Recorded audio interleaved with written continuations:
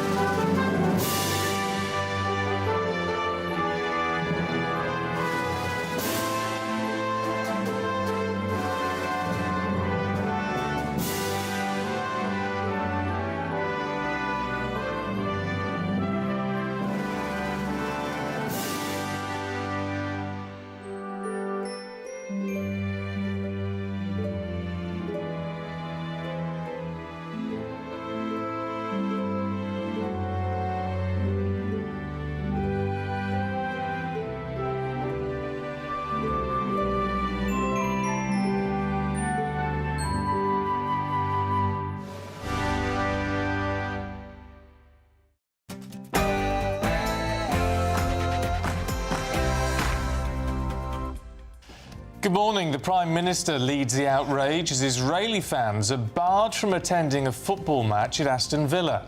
West Midlands police have said the decision not to allow away fans from Maccabi Tel Aviv to attend the game next month was taken by a joint safety committee and was partly based on fan violence in Amsterdam last year. But following the rise in anti-Semitic attacks in Britain, are Jews safe in this country? When it comes to China, the UK needs to defend itself resolutely against threats and seize the opportunities to demonstrably serve our nation. The Director General of MI5 says that China presents a threat to the UK every single day, and the intelligence service disrupted an espionage threat from them just last week. It comes as it's revealed Prince Andrew met with the Chinese spy master at the centre of the Beijing spy case at least 3 times. Rachel Reeves has signalled that she will look at further taxes on people with assets, saying those with the broadest shoulders should pay more. A breakthrough for HIV prevention is set to be rolled out on the NHS to help reduce transmissions in England and Wales. And sport this morning, Arsenal's women get their Champions League defence back on track with a win at Benfica. Sheffield Wednesday, that story lingers on. They're on the verge now of falling into administration, and the 18-year-old who is now one of the world's highest paid footballers. There are a few breaks in the cloud and a bit of sunshine here and there. There are 1 or 2 light showers, but for most places, today's weather, it's more of the same. Think dry, think cloudy, and you won't go too far wrong, like it has been for most of the week. But changes are coming this weekend. Join me later for a full forecast. It's just gone 6 o'clock. I'm Stephen Dixon. I'm Ellie Costello, and this is GB News Breakfast.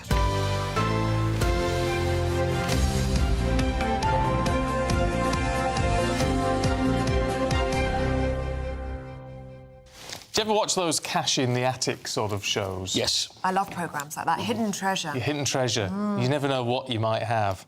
Because you never think it's going to be you, do you? Anyway, there's this... Is it you? No. Oh. I wish it was. There's a lady who... I can't know where she is. West London, Ealing. Oh, well spotted. Anyway, look, she had a little 10-inch... Chinese sort of vase. Getting her own back on the Chinese this morning.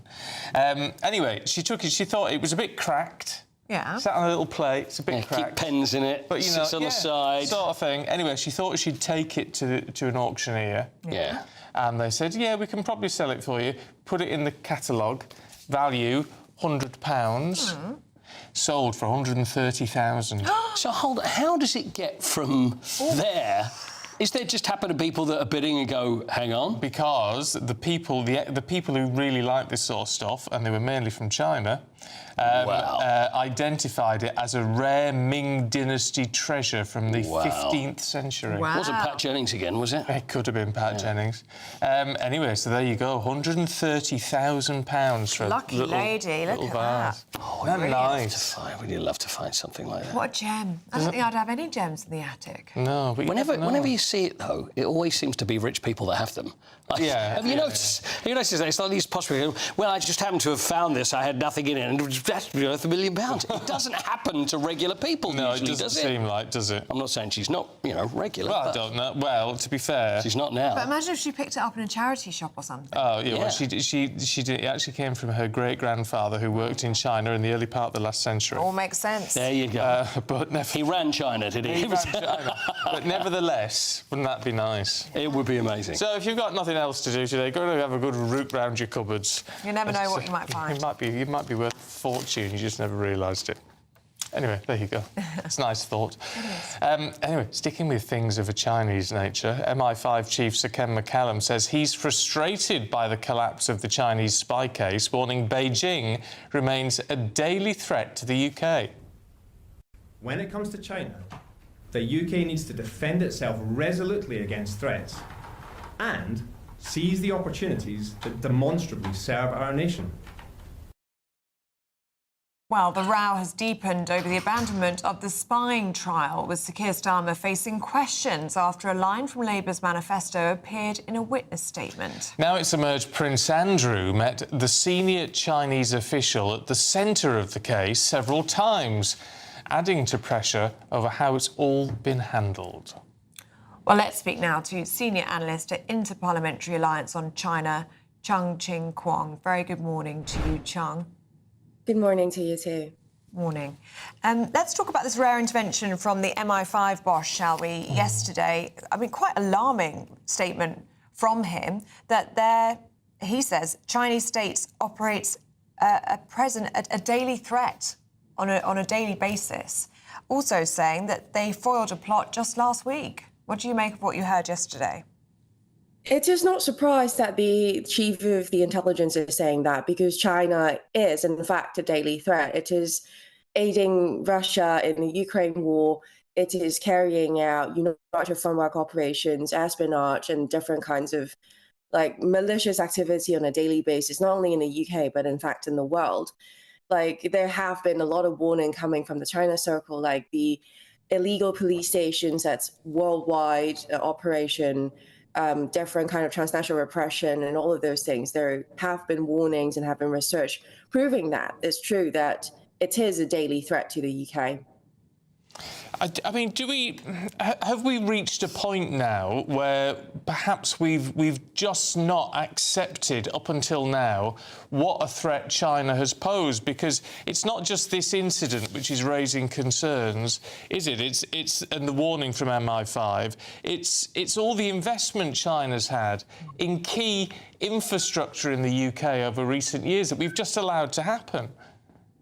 Yeah, we have been allowing it to happen, and we have been burying our heads into the sand, refusing to acknowledge China as the way it is. We're imagining China as something better and a country that is abide by international norms instead of being basically committing crimes against humanity in the region of Xinjiang, or doing a lot of things to Hong Kong, to different parts of the world.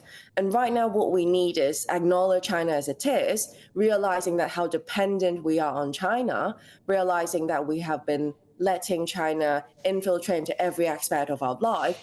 And then we must face the music and then aim for a China reset. We have to reset the relationship with China now.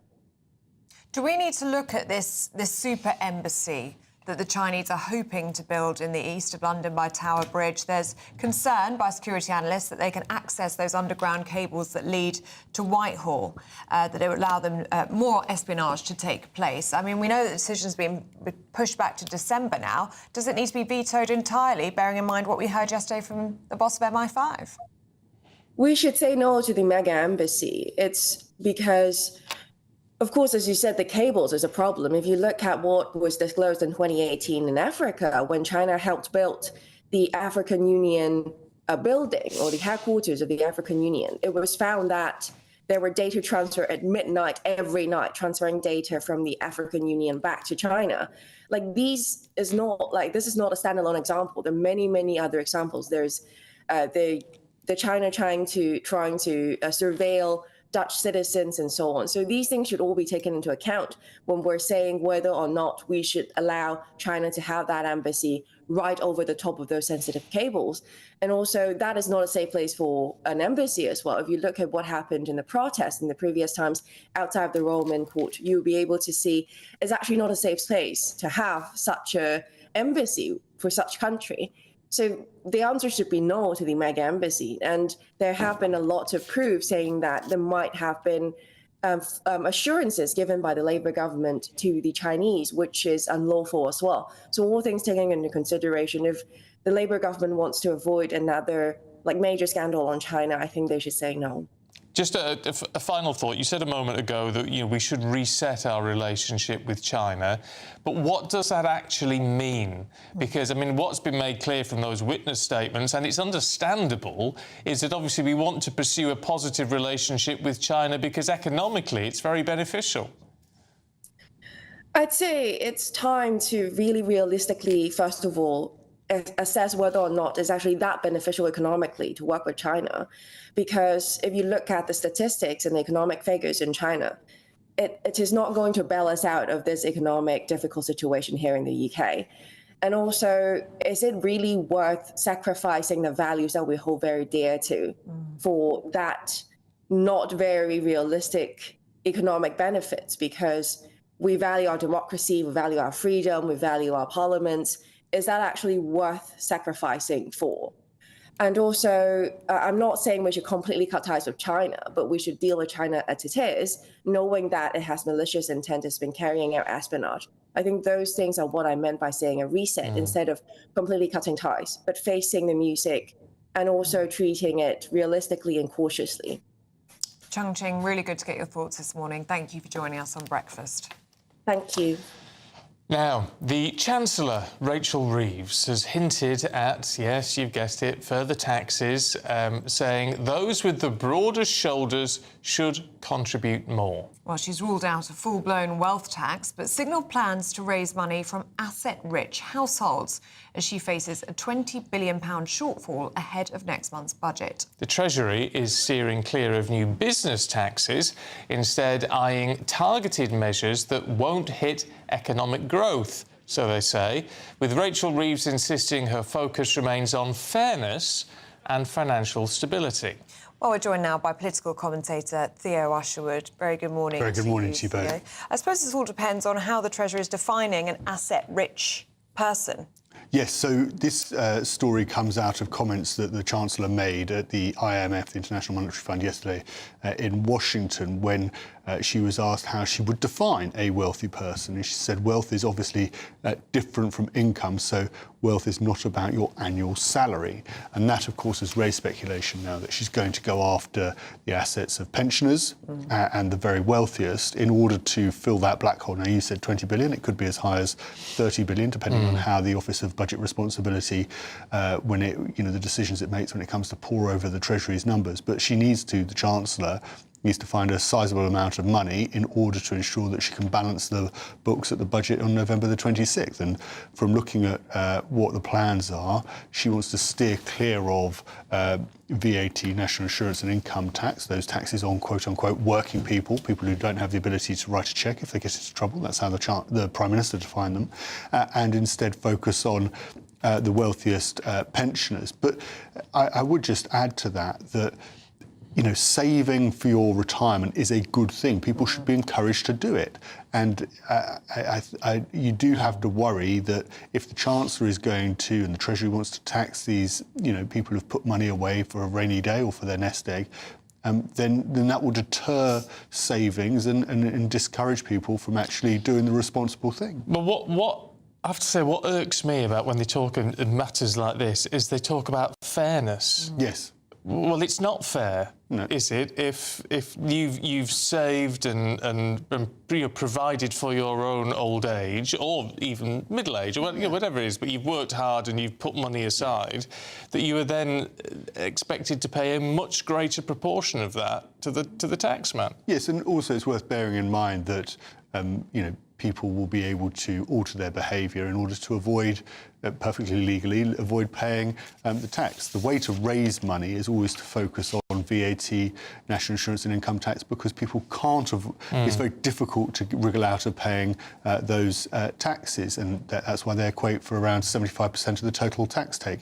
If you start imposing taxes in various areas, whether it be stamp duty, then people are going to buy fewer homes. If it's inheritance tax, then people will look at trust funds in order to avoid inheritance tax. And actually, you don't end up with necessarily a much higher tax take as a result of increasing those particular forms of revenue. This is what never makes any sense. Is it just because it's viewed as political suicide? But I mean, it keeps my bleating on about it. But what you call flatter taxes, so that actually there's not that much deviation compared on what you earn, tends to bring in more revenue. Yeah. But the first mistake that Rachel Reeves made was even before she got into government, because, of course, Labour made that pledge. They didn't want to be accused by their opponents, namely the Tories, of being, tax and spend. They wanted to ensure that, they didn't put off Middle England from voting for them. And, of course, they ran that campaign that was successful, got them a majority of north of 170. And so they made that pledge on the triple lock when it came to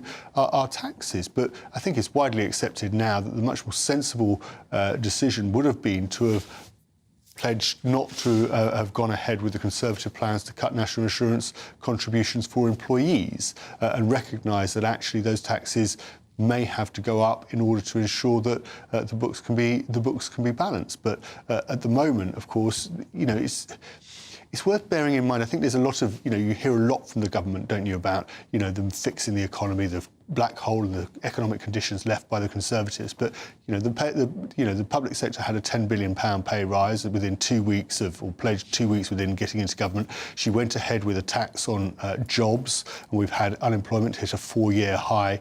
These are not ways to stimulate economic growth. And the pledge from the Prime Minister before he came into power was that actually by trying to encourage economic growth, encourage people to start up businesses or expand their businesses or take people on, then actually you end up with higher tax revenues because more people are employed or more people are earning more, and therefore they're spending more, and therefore you increase the overall tax take into the Treasury. OK. Theo Usherwood, thank you very much. We'll see you in the next hour. Right. Time now at 6:15 for the Daily Reflection. The GB News Daily Reflection. Hi, I'm Richard England, Vicar of Crofton Parish. If you had to describe humility, What would you say? Would you describe it as a positive trait? Sure, it's better to be ambitious, a bit boastful, a player, rather than humble. A few years ago, the writer Jim Collins surveyed some of the most successful companies in the world. One of the most surprising things he found about those companies was what their CEOs were like. You might expect the CEO of a successful company to be a bombastic, larger-than-life character. But Jim Collins found a quality within the leaders of extremely successful businesses that could only be called humility. To describe humility, Jim Collins talked about a mirror and a window. Great leaders, when things went wrong, would look in the mirror at themselves first, what they could learn, how they could improve. But when things went well, they would look out of the window at all the people in their organization that helped it succeed. True humility is actually strength, not weakness. But above all, it's honesty about our own strengths and weaknesses and how we all need grace from God and from each other.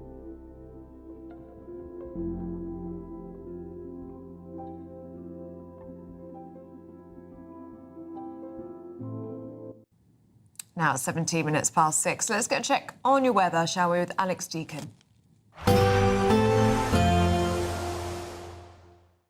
Expect warm spells with the odd rude interruption. Box Boiler sponsors the weather on GB News. Morning. Yes, it's time for your latest weather update from the Met Office here on GB News. Today, well, kind of more of the same. For the vast majority, dry and cloudy sums it up. But there are a few breaks in the cloud, just like the last few days, a few glimmers of sunshine, but equally one or two light showers here and there. We're seeing a few more just brushing into southernmost parts of England, particularly parts of Devon, and the odd one across parts of the east. We've got a few breaks in the clouds, so some places waking up to a bit of sunshine. There's been some mist and fog through the night as well. That will clear away. Most places, as I say, just staying dry and cloudy with temperatures similar to how they have been through the week, 13 to 15 degrees. The winds are pretty light. The breeze, though, will be picking up in the southwest. That will do a couple of things, maybe throw a few more showers in towards Devon in particular, but also break the cloud up a little bit more. So parts of Cornwall, North Devon and West Wales may see some good breaks in the cloud and a bit of sunshine. And again, like the last few days, parts of Scotland will see some blue sky and some sunshine, most likely on the west coast, whereas the east coast may stay a little glum. On the chilly side, in Shetland, elsewhere, as I say, temperatures similar to what they've been through much of this week. We are in for a bit of a change, but not really until we get through the second half of the weekend. As we start the weekend into Saturday morning, still a lot of cloud around, thickening up in places overnight for the odd little bit of drizzle. Where we've got clear skies, we could again see some mist and fog. Temperatures will dip down to single figures in places, maybe a little bit lower, with some clearer skies across northern Scotland. And here again, some sunny spells possible on Saturday. Generally, skies again a bit brighter, the cloud not as low.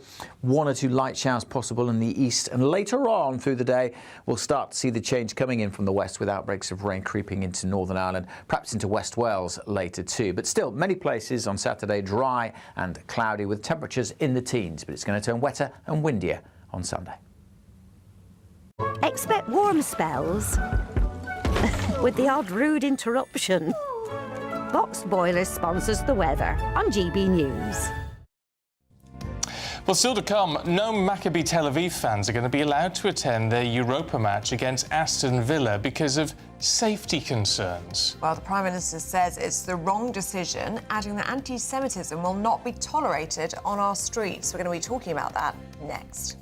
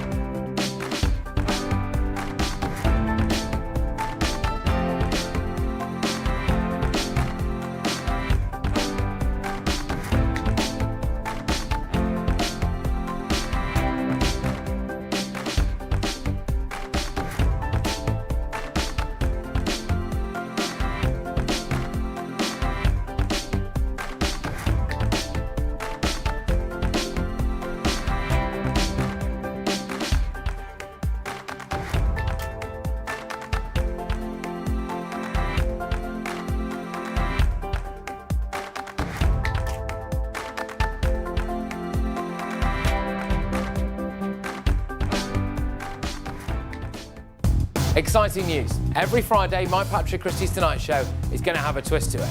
We're welcoming some special guests. You.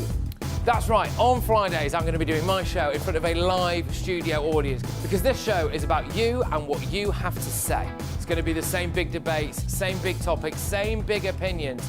But every Friday night at 9 p.m, you are invited to come on down to Patrick Christie's Tonight to be a part of the action. Only on GB News, the People's Channel, Britain's news channel. Britain deserves a newsroom that puts the facts and your voice first. Well, and that's what you get on GB News. Lively debates, lively conversation. And we're not afraid to hold power to account.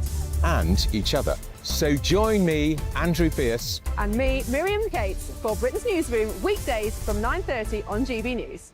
Britain was once the envy of the world. But look around. A nation that no longer knows what it is or where it's going. A country that's broken. How do we fix Britain? How do we bring it back? Friday night with Matt Goodwin at 8 p.m, only on GB News. No matter the state it's in, this is our nation. Join me, Jacob Rees-Mogg, for a genuine, honest discussion on where we have been, where we are going, and where we are with the people who set the direction. Tune in to State of the Nation every Monday to Thursday, 8 to 9 o'clock. Only on GB News.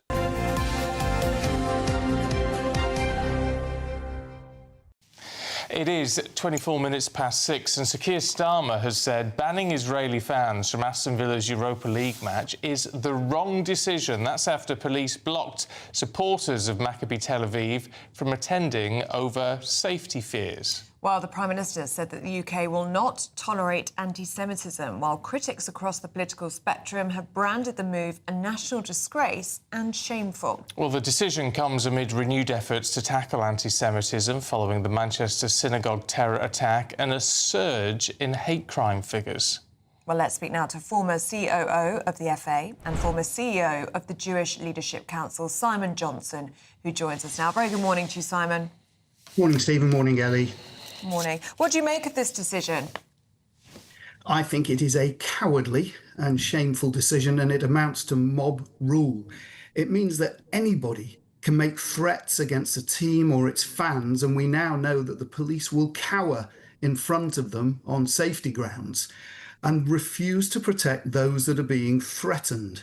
And to see the local MP crowing about this just shows that the mob has won. And I think that it is a decision that this country should be very ashamed of. I mean, clearly, to give the police their due, they are concerned about the possibility of trouble. And maybe they don't feel they've got the resources to tackle it. Under these circumstances, should it be a case of saying we will employ whatever resources from wherever we can to make sure this goes ahead?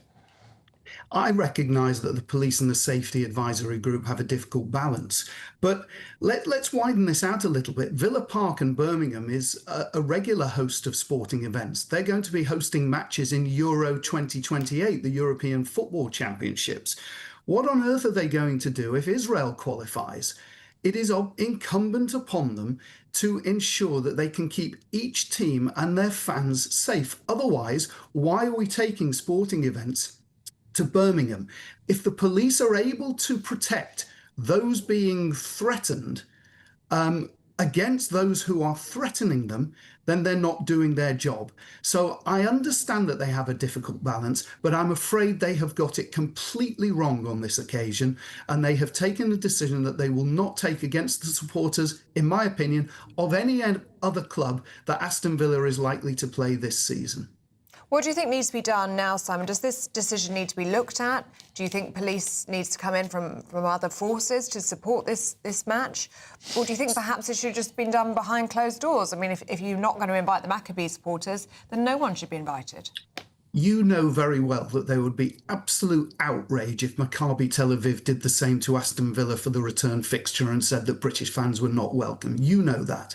So my view is that UEFA and the FA should withdraw Villa Park as a venue for Euro 2028 until the safety advisory group there can guarantee that it can ensure the safety of all fans and all teams participating in sporting events. Because if they don't, then it means that anybody can make a threat at any time to any group of fans, and as I said earlier, the police will cower in front of them on safety grounds or on resource grounds, and before we know it, it's the mob deciding who plays who in our football competitions. I know why you say that. I wonder if that is really the case, though, Simon, because whatever threats were made against whatever group, would this have been the case if it hadn't been an Israeli team or Jewish supporters?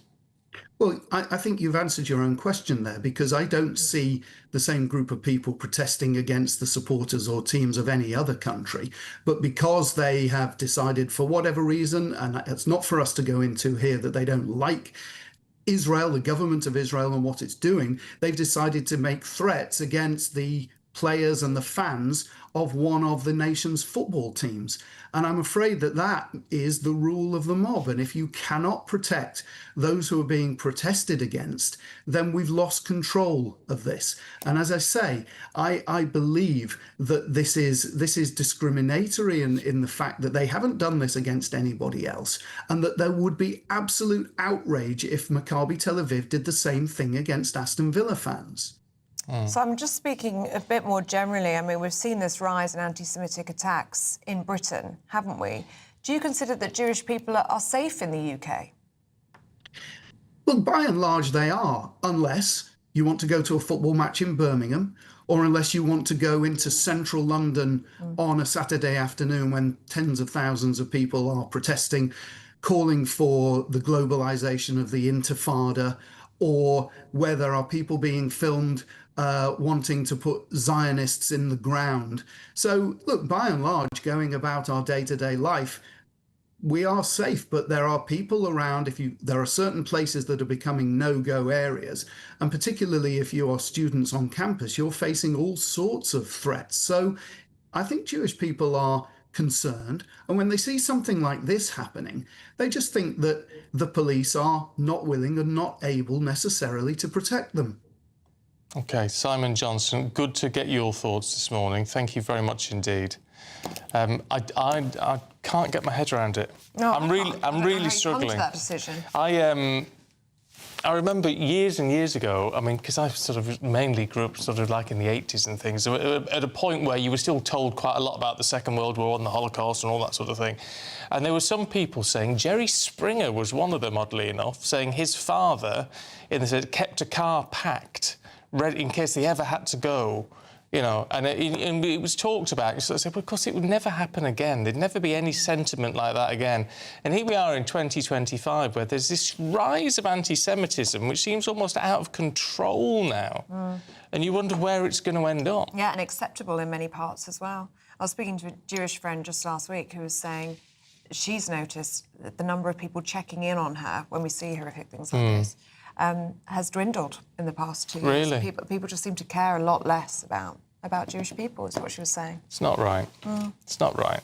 We wouldn't tolerate it against any other group, so we shouldn't tolerate it against that one. I'm sure you'll have a view. Do let us know. But in the meantime, if you are heading to work or school this morning, here's your traffic and travel update. Good morning. This is the latest AI travel news from gbnews.com. Drivers on the A9 at Georgemas will face closures due to overnight roadworks following the A882. Road users should anticipate longer than usual journey times and wait for the next amnesty period. A vehicle fire on the M4 eastbound between Junction 37 Pyle and Junction 36 Sarn may cause delays. In Middlesbrough, the A19 southbound entry slip from the A174 experiences lane closures, expected to be resolved soon. And on the trains, Northern buses are replacing trains between Corkicle and Whitehaven, while South Western Railway faces disruptions through Wimbledon. For more travel news, go to gbnews.com.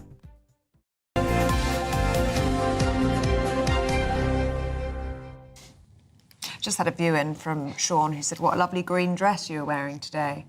And it was baby pink yesterday, but it was actually beige.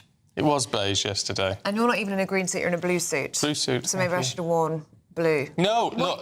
What you can't see here is he's actually got orange throughout his tie. So I just thought, I'll blend. Yeah, I had to send a photograph last night saying, I'm wearing this tomorrow. Can you coordinate with this? Yeah, so it was teal, I'd say. Is it? Teal or orange. So we went with orange. I'm so under the thumb, you have no idea. Anyway, look. It's nice, I think it looks smart. It does look smart, thank you. Right, it's time for the Great British Giveaway now. It's our biggest one that we've ever had. Here are all the details you need.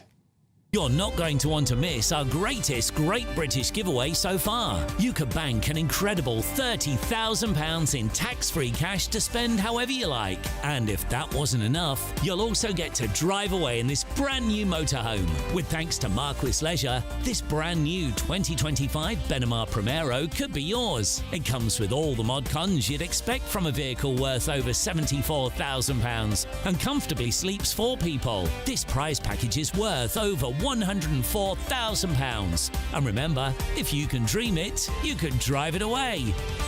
For another chance to win, text WIN to 63225. One entry costs £2.50 plus one standard network rate message. Or text BONUS to 63225. 5 entries cost £5 plus one standard network rate message. Go to gbnews.com/win. Entries start at £2.50. Call 0903 686 3232. Calls cost £2.50 plus your network access charge. Or post your name and number to GB16 PO Box 8690 Derby DE1 9TT. UK only. Entrants must be 18 or over. Lines close at 4 p.m. on the 31st of October. The winner will be contacted live on GB News, week commencing 10th November. Please check the closing time if listening or watching on demand. Good luck.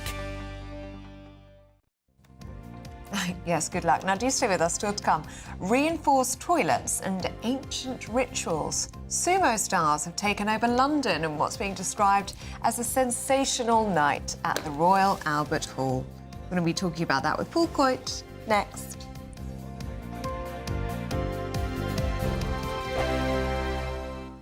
I'm Michelle Dewberry. This is Jubes & Co. with you. Hello everyone, Patrick Christie is here. GB News, Britain's news channel. Access the stories that matter to you. Take the GB News family with you on any device. And as long as you have an internet connection. Tune in to GB News, anywhere on the planet or beyond. GB News, the People's Channel, Britain's news channel. From the school run to the home run, watch a new show for all of Britain. So he can say whatever he wants. A straight talking show where all voices are heard. And, you know, when are we going to stop talking about smashing the gangs and actually do it? With the stories that matter from every part of our country. There's a bit of a crash landing there for your Chancellor. Bold, fearless and standing up for you. That's me, Martin Daubney, 3 p.m. till 6 p.m, weekdays, here only on GB News. The People's Channel, Britain's news channel. Westminster's full of talk, but out here, it's the real world. Am I allowed to talk No, now? that's it. This is where it matters, real people and real lives. That's what politics is all about. The fact has Trump made a good start? No. Straight answers, no spin, and just a couple of pints. How many fingers have I got up? About 10. So join me for Lee Anderson's Real World every Friday at 7 p.m, only on GB News. The People's Channel, Britain's news channel. You want to know what's really going on in the corridors of power? Labour don't know what to do with you half the time, and that makes you quite lethal in the chamber. Get behind the headlines with Chopper's Political Podcast. Join me, Christopher Hope, as I sit down with the great and the good of British politics. We'll see where this ruling takes us. These are the stories shaping our nation. Chopper's Political Podcast, available now on all platforms. Listen in and stay ahead. Decisions made in Washington aren't just shaping America, they're shaping Britain too. From migration to global security, from crime to health. Whatever happens in the White House today will be felt in your town or city tomorrow. That's why The Late Show is live from Washington, D.C. Cutting through the politics to show you what it all means for Britain. The Late Show live every night at midnight. Only on GB News, Britain's news channel. Bold. They are under no illusion. Ray. Are you a human trafficker? Boundless. I've had enough of the nonsense, and I'm not afraid to say it. Don't get us on the BBC. Every weeknight, I tear through the headlines. The smell of gasoline. Should we be worried about it? From Westminster madness to cultural war chaos. What we're going to do now, they are throwing things out the car as we speak. Get ready, Britain. Here we go. Patrick Christie's Tonight, weeknights from 9 p.m, only on GB News, Britain's news channel.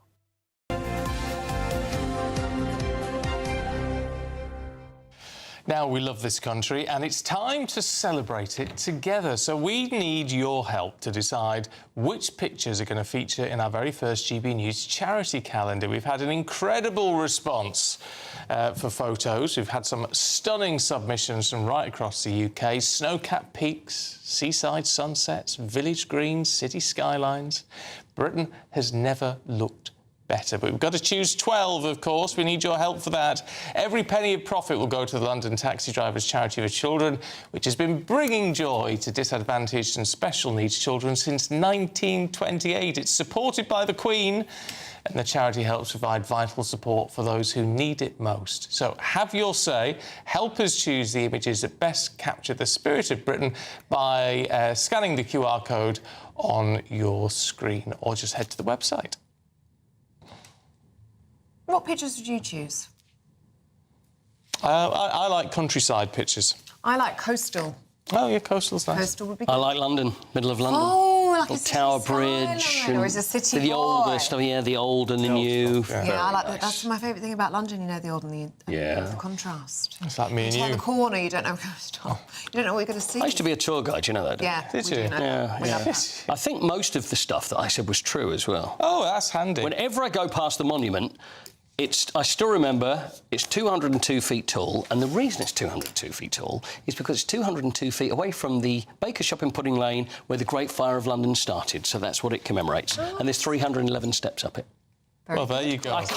I tried to get rid of it in my head, but it's still there after all these years. Do some sort of GB News special where you take us around London on a bus. I think that would be lovely. And then people going, that's not true. That's definitely not true. I think it'd be great fun. You'd be in a lot of trouble. It was so long ago, the Fire of London had only just happened. They just put it up. It was a brand new build. Oh, that's how you know. That's how you know. We used to do tour guiding with a horse and carriage like that. It was wonderful. Right, where should we go? Should we look at Arsenal and Benfica? Yeah, briefly. Arsenal beat Benfica 2-0 in Lisbon last night. They're holders of the Champions League. They lost at Lyon last time out. But as I said, there's nothing to worry about. It's a big competition. It goes on forever. So they're fine. So they won in the Champions League. Long way to go. So they're defending their crown. There's trouble at Sheffield Wednesday. This is something that we've spoken about in the past, and we are going to discuss a little more around 8:30. So they're being imminently served with a winding-up petition over money owed to the HMRC. It means they could go into liquidation. A legendary club, one of the oldest clubs in the Football League, which may not actually be as bad as you may imagine, because Dave Chansiri is the Thai owner and is running this place into the ground. The fans are unhappy, players aren't getting paid, they're not winning games. So it could be a situation whereas liquidation could be the best thing, because then someone could buy the club and then it could sort of be like a phoenix out of the flames. But anyway, we'll talk more about that a little bit later. Can we talk about the highest paid football? You want to talk money, do you? Please. It's always money with you, isn't it? No, I know, but these are eye-watering salaries. Yes, Lamine Yamal. I want to be on this kind of money. Lamine Yamal, who is 18 years old and he's been playing for Barcelona since 15, has now landed in the Forbes list of the richest, or the most money earned by a footballer in 2025. So he has earned himself £32 million this year alone. Nice. I have the top 5 for you, and it is going to make your eyes water. OK. So number 5, Manchester City's Erling Haaland. Yeah. 60 million. Not bad. There's Erling there. Kylian Mbappe from Real Madrid, £70 million. Then you've got Karim Benzema, who plays at Al Ittihad in Saudi Arabia, 77 million. And then you've got Lionel Messi, so the big two are still the same. Yeah. Lionel Messi is at 2 for Inter Miami, 96 million in the last year. And the first footballing billionaire is Cristiano Ronaldo. In the last year, or this year, and there's still more of this year to go, 208 million quid. That's so much money you wouldn't even know how to spend it. Yeah, it's a billionaire. It'll be tax-free as well, won't it? Yes, that's right, because he's over there. The lucky little so-and-so. Yeah, but I wonder if he heads back then to Portugal or wherever, then he might be hit with a big tax bill, as a lot of players have been since they've come back again. So Cristiano rolled it, but then again, tax. What do you got? $1 billion? What's half a billion in tax? What's half a billion? Doesn't matter. At that stage. Incredible money. Oh, I can't believe it. Do you want to see some sumo before I go? Yes, I do, because I've been told, with great authority, that the sumo last night involved lots of slapping, flipping and thrusting. That happened, that's happened for the last 1,500 years, not just last night. So let's have a little look at... Oh, look at that. It's Waka Takakaje against Tamawashi. Oh. Trying to push him out. The whole idea of it there is just they push each other and whoever goes out of the dojo loses the fight. The next one is Hakuoho against Hoshoryu. He's my particular favourite. There we are. We're going in again. You get the idea, Is this the sacred mud? That's the mud. That's the dirt that came from Heathrow? From just by Heathrow, yeah, because it's very special dirt. There's also there's this sort of ritual and ceremony to it. There is a huge ritual and ceremony to it because I mentioned that yesterday. They don't want any people sitting around the outside to go into the middle of the circle because that's sacred. Like sacred. You can't go in there. Who do you think you are? So there we are, and he's pushing him out of it. They're quite quick at pushing them out, actually. Yeah, it does. These bouts aren't going on too long, and then you've got Onosato versus Ura. So I think you get the idea. You know, we could watch this all day, but there we are. And this is what we had our guest doing yesterday. Kneel down, bow to each other, and then just see if you can knock the other guy out of the ring. And I think it's rice all the way around the outside. Yeah. Oh, is that what it is? That doesn't come from Heathrow, though, the rice. Well, look at... It's quite fascinating. I don't know why. If you're listening on the radio, I'm sure you'd be able to picture it, what you in your mind's eye. It's the thing that I always worry that might slip, but it doesn't seem to. You know what I mean? Oh, there's one thrown right out onto the crowd. It could have landed someone sitting around the outside, and there's a very dangerous place to sit. Yeah, that's but the only place to be, right? Yeah. It's got a hat. Brilliant stuff. Paul, thank you. Pleasure. Now, still to come, have you ever felt the IKEA effect? Not feeling a bit flat-packed. No. Not enough screws. I feel like I don't want to give it away. Oh, OK. Cool. Clue. I'll tell you after the break what that's about with Nigel and Claire, who are going through the papers with us. But first, if you're in search of some holiday sun, here's the forecast across Europe.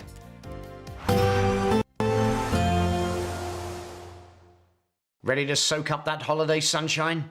Won't we need some cover? No worries. All sorted. All Clear Travel Insurance sponsors GB News Travel Destinations Forecast.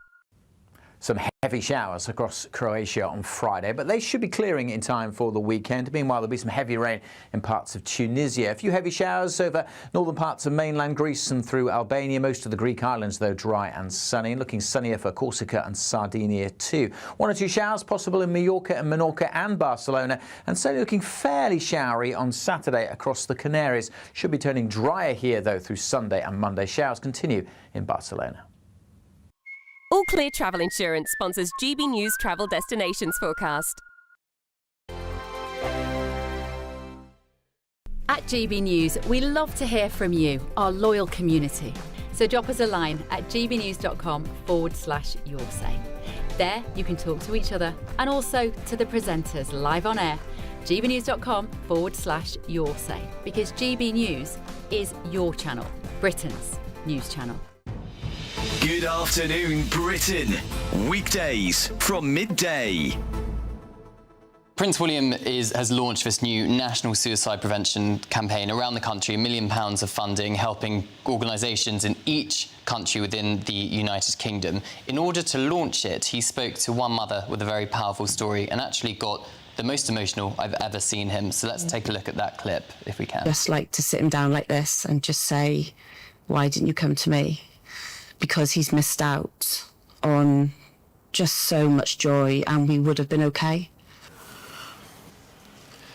You okay? I'm sorry, it's hard to ask you questions. And I know. hard and you've experienced loss yourself. So that lady, Rianne there, her 1-year-old son died of pneumonia. And 5 days later, her husband, the son's father, took his own life. He killed himself. And what Rianne was telling the prince there was why she didn't have any signs. Why didn't you talk to me about this? Why didn't you say that you were struggling? And that's why the prince got so emotional. Of course, he's campaigned a lot for mental health provision and also to break down the stigmas when it comes to male mental health. And of course, with his own personal story of losing his mother so young, I think it just hit William quite hard. Oh, he's so lovely, isn't he? What a beautiful man. So often in these conversations, we talk about young people, we talk about schoolgirls' mental health. Very, very important, of course. But we aren't seeing an epidemic of suicide there. We're seeing an epidemic of suicide amongst men in their 30s and their 40s. Yeah. This is a specifically male issue for people that, you know, aren't super young or super old. This is a specific problem for a specific demographic that doesn't often get spoken about. The People's Channel.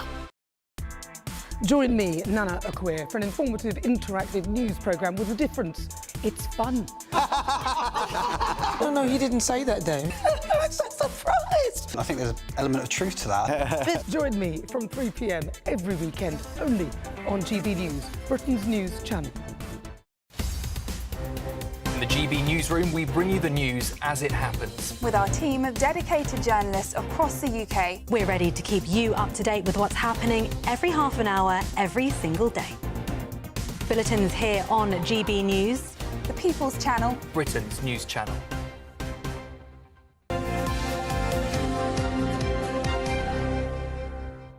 All right, time for the papers at 6:47 with former Conservative advisor Claire Pearsall and our senior political commentator, Mr. Nigel Nelson. Good morning to you both. Good morning. Hey. Let's have a quick flick through the Telegraph, Claire, should we? Because they're looking at the head of MI5 saying that they're dismayed by the China spy fiasco. Yeah, it's quite rare for an MI5 chief to go out there on the record putting a statement like that out there. But it just, I think, leads you to more of the impression that the decision made has gone down so badly with practically everybody other than, it seems, the government itself. They seem very happy. They seem to think that the right decisions have been made and absolutely nothing is wrong with it. But I think a lot of people are looking at it from, especially from the security services, saying, we know that China are a threat to the United Kingdom. The amount of things that they stop, especially with the online sector, the amount of attacks they stop. But it's a legitimate argument for the government to say that this should be a criminal decision. This should be what's he called? Public prosecutor. DPP. Yes. The DPP. Yeah. DPT. So this should be a DPT decision and not a political decision. Yes. Which is fine, except it looks like it has been a political. Yes, which is the nub of the whole thing, because the question that's still out there is, did the government interfere politically with an independent judicial Do you think they did, process? Nigel? Well, if they did, Keir Starmer's in real trouble. He's denied in the Commons on Wednesday. The idea that he was lying to Parliament would mean the end of him. So I don't believe that he was involved there. Unintentionally lied to Parliament. Well, in the fact that he didn't know what had gone on. I mean, the whole thing is complicated and gets more complicated. But bring a bit of balance, ladies and gentlemen. But the whole thing here is, if you look at the statements that the witness statements the government finally put out, you get a feel about what this case was about. So the first thing is, why did the prosecution fail? It seems to be fairly straightforward. I'm not a lawyer, but it seems to be fairly straightforward. So that puts the blame on the DPP. The other thing about it is, it's not really it seems to be cut and paste, parts of it cut and paste from the Labour Party manifesto. There is a bit there. There is a line from the Labour Party manifesto, which is also government policy, saying that China is both a threat, a challenge, and also we've got to compete and cooperate with them. But I mean, when you're going to get into the stuff, it's not really Kim Philby. The kind of material. I mean, the two guys deny all the allegations, but the allegations are of a nature that you could hear on GB News from people like Claire, me, Chopper. It's kind of political insider stuff, and you begin to wonder, well, this is not really. None of this was actually secret. But you've also had the security minister spouting a line that the Deputy Director of National Security was one who made the decision. The only person. Absolutely. Presented evidence. And the Prime Minister repeated that at PMQs. Has said no minister or advisors have been involved in this decision. Are we meant to believe that? This is solely down to one man? It's utter tosh. It really is. I cannot believe for 1 minute that they are going to hold that line, that no other ministers, no other advisors, and this decision was made in isolation, in a bubble, by one person. But that makes the Prime Minister lying to Parliament, which is... Misleading Parliament is a very, very serious offence. Which is the end of the Prime Minister. Absolutely is. Yeah, I mean, is that serious? If it turns out that he misled Parliament and he knowingly did so, well, we've lost Keir Starmer. Well, we heard Stephen Kinnock yesterday, was on the government round yesterday. He said, look, that's what the Prime Minister says, that's what happens. And this is the problem, and they are tying themselves up in knots, and they are dying on a hill, which they are going to regret, I think, because this is so serious. I just can't believe he would have done that. That's the... He's not very good at his job, though, is he? That's a different argument. All right, because we've only got time for one more story. Should we have a look at the IKEA effect, Nigel? Oh, yes. What is it? Yes. Well, I find it the most frustrating thing possible. But anyway, it's a psychological phenomenon where it's more satisfying to build something yourself, and then you're actually really proud of it at the end of it. I mean, in our household, I'm really proud of the result, but Claire builds it. It's not so. I get really quite irritated with trying to put IKEA furniture. Enough, Nigel. Pardon? You're not patient enough. No, I'm not. No, I'm not. Indeed. No, I mean, Claire's got the patience, and she can put it together. But anyway, it's the idea that the fact you've built it yourself makes you much more proud of the item than you would be if you just bought it whole. If you were a carpenter and you made it yourself, I could understand that. Yeah. But there's something really satisfying that you've done a thing. You've put it together. You've interpreted the instructions, which are in Swahili, as far as I'm concerned. You've got the correct or not number of screws. You've put them in the right place. You've got it together. You haven't hurt anybody. You've sworn minimally. And you've got something at the end of it. It's not more satisfying than doing a jigsaw puzzle, is it? Oh, it's way more satisfying than that. You have Well, you can put your clothes in it for a start, but you can't put your clothes into a jigsaw puzzle. Yeah, you've made some shelves, but it's like when your child makes you something at school, or a picture, or a little vase, little candle holder. So I've still got those for my child. I just had these images of your son bringing you home a Billy bookcase. I wish he had. I really wish he had, but bless him. I got a little candle holder, which I love. He made it when he was about 6. He's now 16. It's still on the windowsill. Oh, that's sweet. See, I think I have the opposite of the IKEA effect. We've got a set of drawers that my husband built, and I just look at them and I just see that they're a bit wobbly and the drawer doesn't come out. Oh, that apparently is the other thing. If they're all skew-with, you don't like them at all. No, that's the... according to psychologists. All right, you two, go on and build something. We'll see you in an hour. In the meantime, let's have a look at the weather.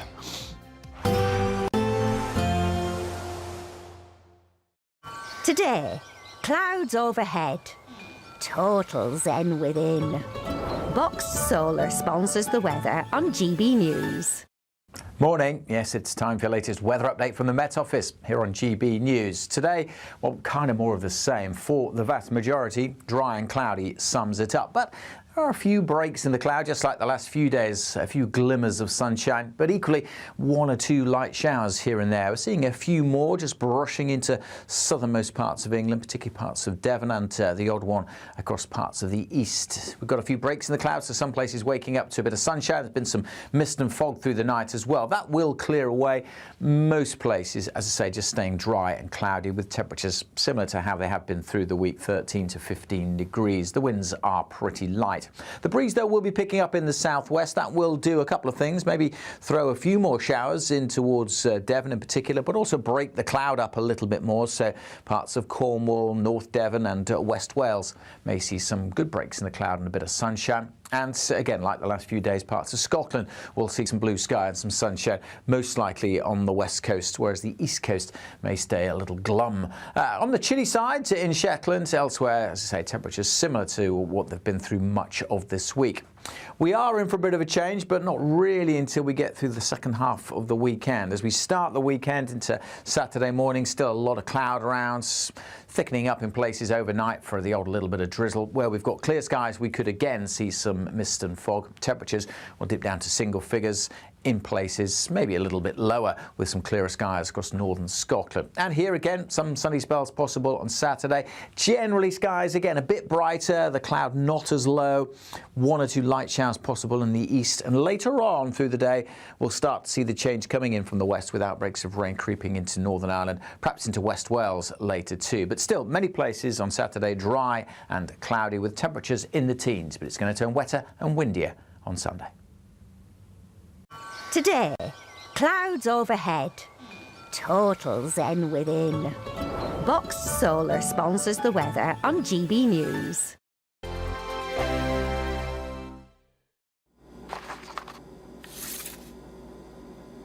Crash Law 24 sponsors GB News Traffic and Travel Report. Good morning, this is the latest AI travel news from gbnews.com. The A720 westbound between Strayton and Lothian-Burn is experiencing delays due to a live lane breakdown. Drivers should proceed with caution and expect longer journey times. On the M3 eastbound in Surrey, a broken down vehicle causes one-lane closure between Junction 4 and Junction 3, with anticipated normal conditions early this morning. A vehicle fire between Junction 37 Pyle and Junction 36 Sarn on the M4 eastbound might also cause delays.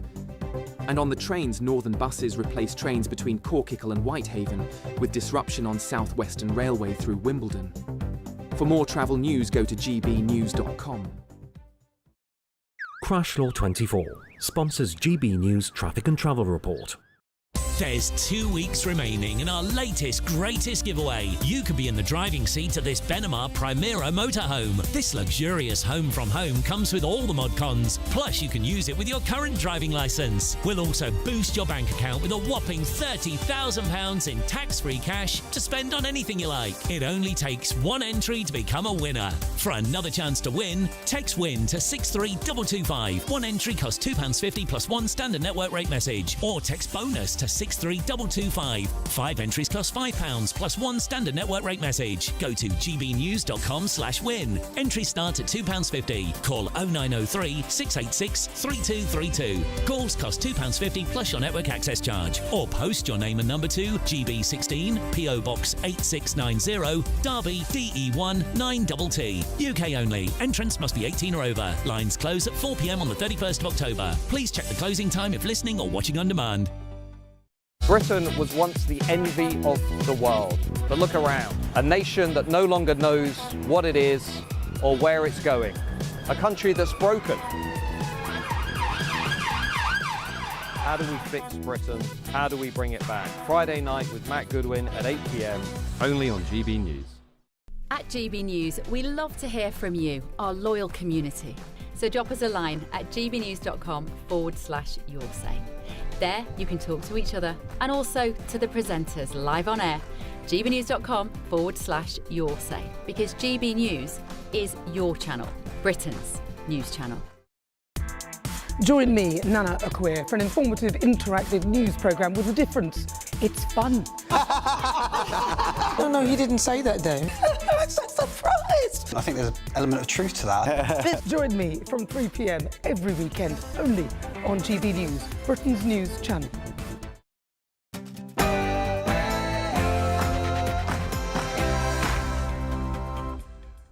The Prime Minister leads outrage as Israeli fans are barred from attending a football match at Aston Villa.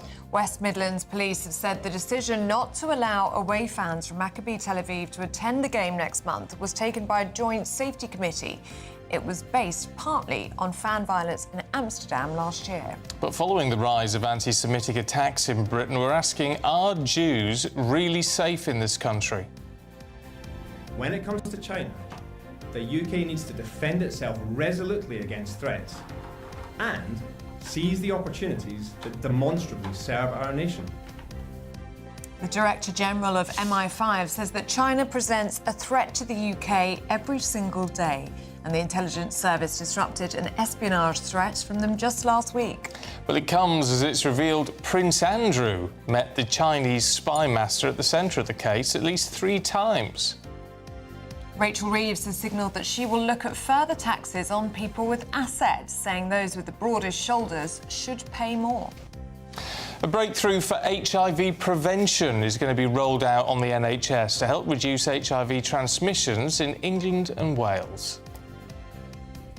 In sport this morning, Arsenal's women get their Champions League defence back on track with a win at Benfica last night.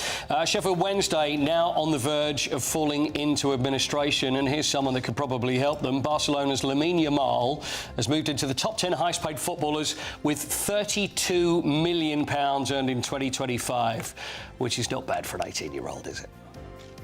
There are a few breaks in the cloud and a bit of sunshine here and there. There are 1 or 2 light showers, but for most places, today's weather, it's more of the same. Think dry, think cloudy, and you won't go too far wrong, like it has been for most of the week. But changes are coming this weekend. Join me later for a full forecast.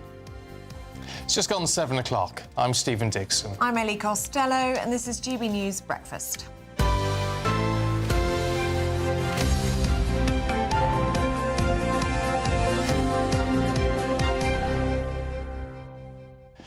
I do think I'm a bit of an old grump sometimes. Hate to admit it. I do, because stories like this, there's a story in the Mail today which just winds me up, because I just think, what's the point?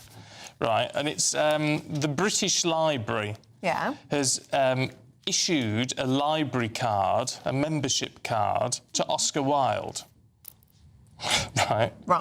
Now, because he did have one, and then it was removed from him after he was convicted. Well, you know. This is Oscar Wilde, who's been dead for over 100 years, correct? So last night, his grandson was presented with the new library card on what would have been Oscar Wilde's 171st birthday.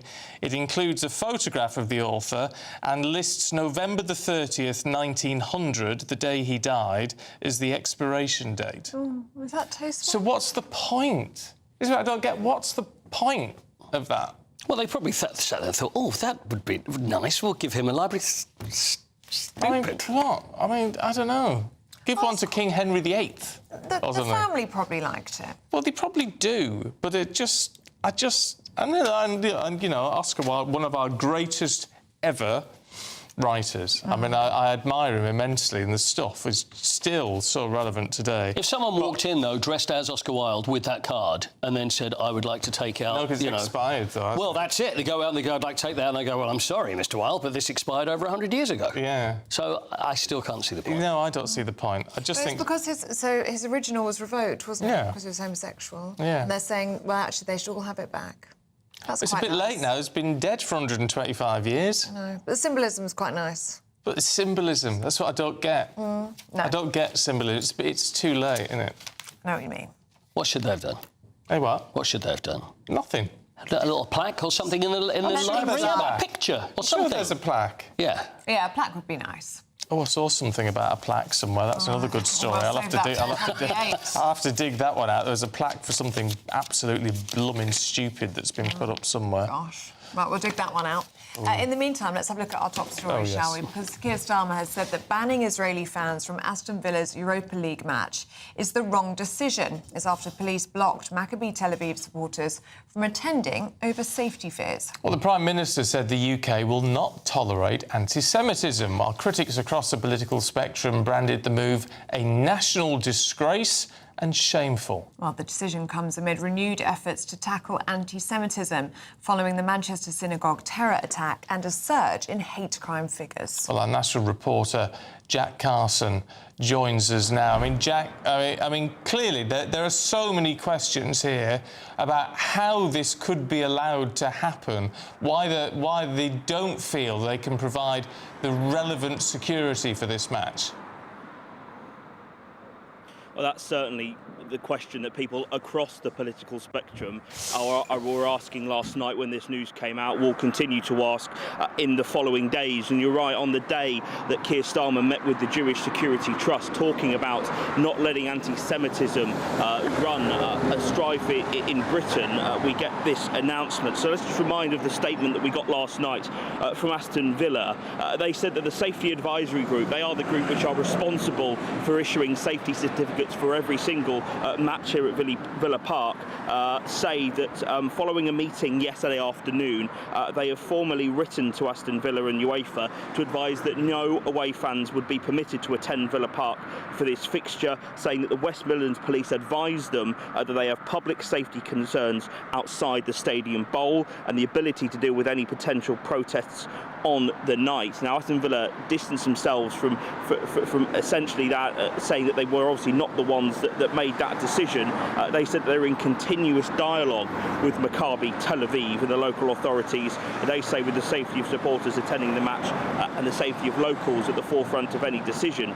But as you rightly said, the Prime Minister saying that that was the wrong decision and that we could not tolerate anti-Semitism on our streets. And the Shadow Home Secretary Chris Philp said that the decision was sickening and wrong, saying giving into anti-Semitism is weak and immoral. You read out some of the other things, like the Leader of the Opposition, Kemi Badenoch, saying that this was a national disgrace. But the local MP here, Ayub Khan, who was one of the biggest voices in trying to get these fans banned from the match, welcomed the decision, saying it was now time to ease tensions and set aside political differences. But given the reaction, as I was saying, across the political spectrum, it's hard to see how that becomes the case. Hey, Jack Carson there for us in Birmingham. Thank you very much. Let's talk to the Shadow Minister for Culture, Media and Sport, Louis French, who joins us now. Good to see you this morning. How should this be addressed? Is this something that the government can insist is reversed? Well, good morning, GB News. Yeah, I agree completely with Kemi that this is a national disgrace that this has happened.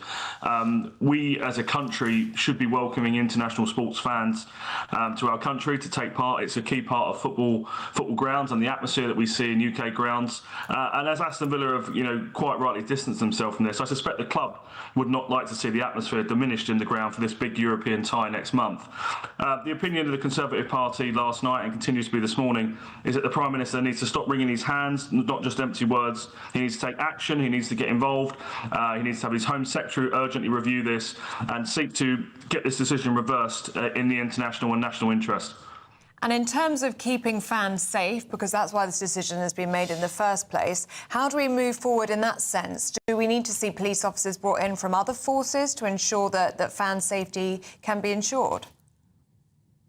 Policing big football matches is not a new thing for this country. We've in many cases we see, football fans secure every single weekend, whether there's hostile rivalries on a local level or international level.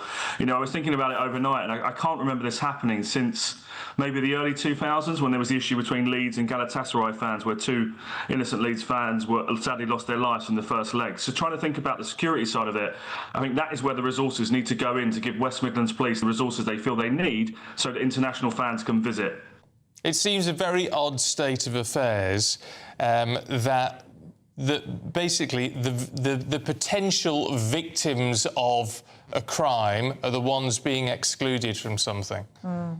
And that's really the shocking element of this. It does feel like the local authorities involved have given into the mob, and the local MP that has been very clearly whipping up this situation for a number of weeks to be somehow now trying to play the peacemaker, I think is disgraceful, and I think most MPs have called that out overnight.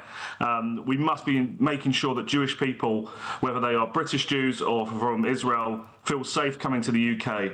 And in this week of all weeks, where we've seen the hostages released and for the first time, some cautious optimism about the situation in the Middle East, we must try and move forward. We must try and stop this anti-Semitism and this sectarian hatred that is spreading across our cities. And what do you think should happen to Ayub Khan? This is the MP that welcomed this news yesterday. He says, well done to all of those that signed that petition. This is a sitting Member of Parliament celebrating not allowing Jews to attend a football match. How do we proceed with him?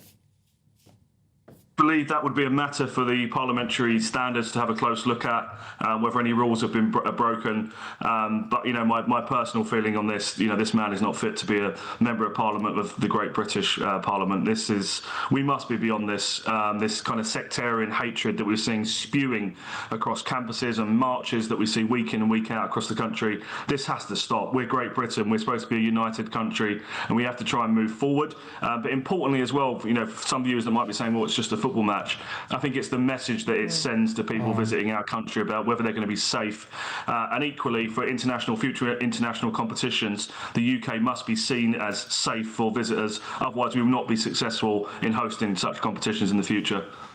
OK, Louis French, appreciate your time. Thanks very much. Good morning, indeed. thank you. Thank you. Now, at 10 minutes past 7, the MI5 chief, Sir Ken McCallum, says he's frustrated by the collapse of the Chinese spy case, warning that Beijing remains a daily threat to the UK. When it comes to China, the UK needs to defend itself resolutely against threats and seize the opportunities that demonstrably serve our nation. Well, the row has deepened over the abandonment of the spying trial. Sir Keir Starmer facing questions after a line from Labour's manifesto appeared in a witness statement. And now it's emerged that Prince Andrew met the senior Chinese official at the centre of the case several times, adding pressure over how the trial was handled. Elsewhere, the Chancellor, Rachel Reeves, it's completely elsewhere, but anyway, she's hinting at further tax rises on wealth, saying those with the broadest shoulders should contribute more. Lots to get through. We're joined now by political commentator Theo Usherwood. Morning to you, Theo. Very good morning to you both. Should we start with MI5 and this rare intervention yesterday? What did you make of it? Well, it's a significant intervention from Sir Ken McCallum, the Director General of MI5, warning, of course, that China poses a daily threat to our national security. And it's unsurprising. These are warnings that have come from the security services, namely MI5, over the course of many years. But there's a tension within government because, of course, the Treasury and the Department for Business and Trade and other parts of Whitehall are desperate to ensure that we have a constructive economic partnership with the Chinese government. And that's a new mantra that's come from Keir Starmer and from Rachel Reeves. Previous Conservative governments, going all the way back, but not including David Cameron and George Osborne, were much more cautious about doing business with the Chinese government because there were concerns, of course, that the Chinese were trying to ensure that they had access to our infrastructure, key contracts, whether they be in public services or in the private sector, that would give them a real grip over this country's national security. And I think MPs are rightly furious, namely Tom Tugendhat, the ex-security minister, after his office was ransacked, that faced with the choice between coming down on the side of MPs, putting the national interest above any party political differences, or coming down on the side of the Chinese government, that Keir Starmer and Rachel Reeves appear in their view, and I think this is justified, the Conservatives are making this point, but appear to come down on the side of the Chinese. I mean, the problem is it becomes complex because of the economy. Yeah, we'll talk about Rachel Reeves in a moment. But we keep getting when Trump was over and there's all this investment from the United States and it's all lauded and it's good for the economy. In 2025, it's thought that China is contributing about £105 billion worth of investment into the UK. Now, that's a lot of money. I'm not saying they're right, but it's a lot of money to jeopardise.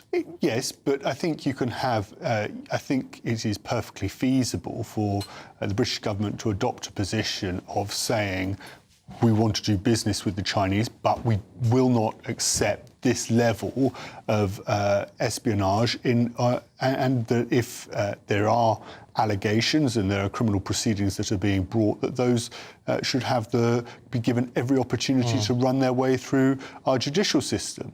Now, of course, there's a who said what when and what was the position when, which I think, of course, suits number 10 because it becomes quite a foggy debate, which means that it's very difficult to pin down exactly what happened. But as you were saying, as you were introducing this particular story, key lines from the Labour Party manifesto have found their way into this statement. The Prime Minister in the House of Commons at PMQs on Wednesday was adamant that this was a decision taken by the Deputy National Security Advisor by himself without any approval or involvement of ministers, which I don't think is a plausible position. And it becomes, I think there still remains questions for both Keir Starmer, including Rachel Reeves as well, about when they actually when is the British government prepared to draw the line and say enough is enough? Well, can we have a quick word on Rachel Reeves? Because she was signalling yesterday that she may target asset-rich households in the budget next month. I guess it depends what the Treasury means by asset-rich. Yes, so this is looking particularly, we think, at pensioners, and it comes from a question and answer session that the Chancellor held at the International Monetary Fund in Washington yesterday, where she said that wealth is different from income, so not talking about annual salary.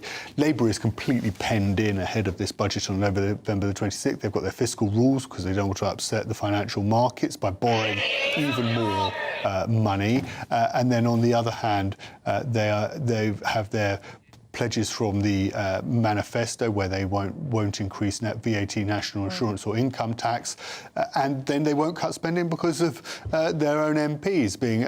We saw what happened in the summer with that decision around having to reverse welfare cuts or not go ahead with welfare cuts. And so Rachel Reeves is looking in increasingly a small pockets where she may be able to introduce further taxes, and it looks like pensioners, particularly wealthy pensioners, are going to be hit.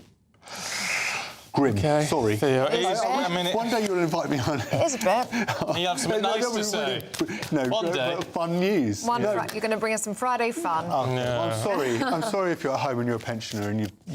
Well, it's the last thing pensioners need, and well-off pensioners. Well, yes, there are some pensioners who are very well off, but most pensioners who are classed as well off are not actually that well off. No, and have saved all their lives. And saving is a good thing. And saving is a good thing. All right, Theo, thank you very much. Oh, get your blood boiling, won't it? Anyway, let's have a look at the weather with Alex Deakin.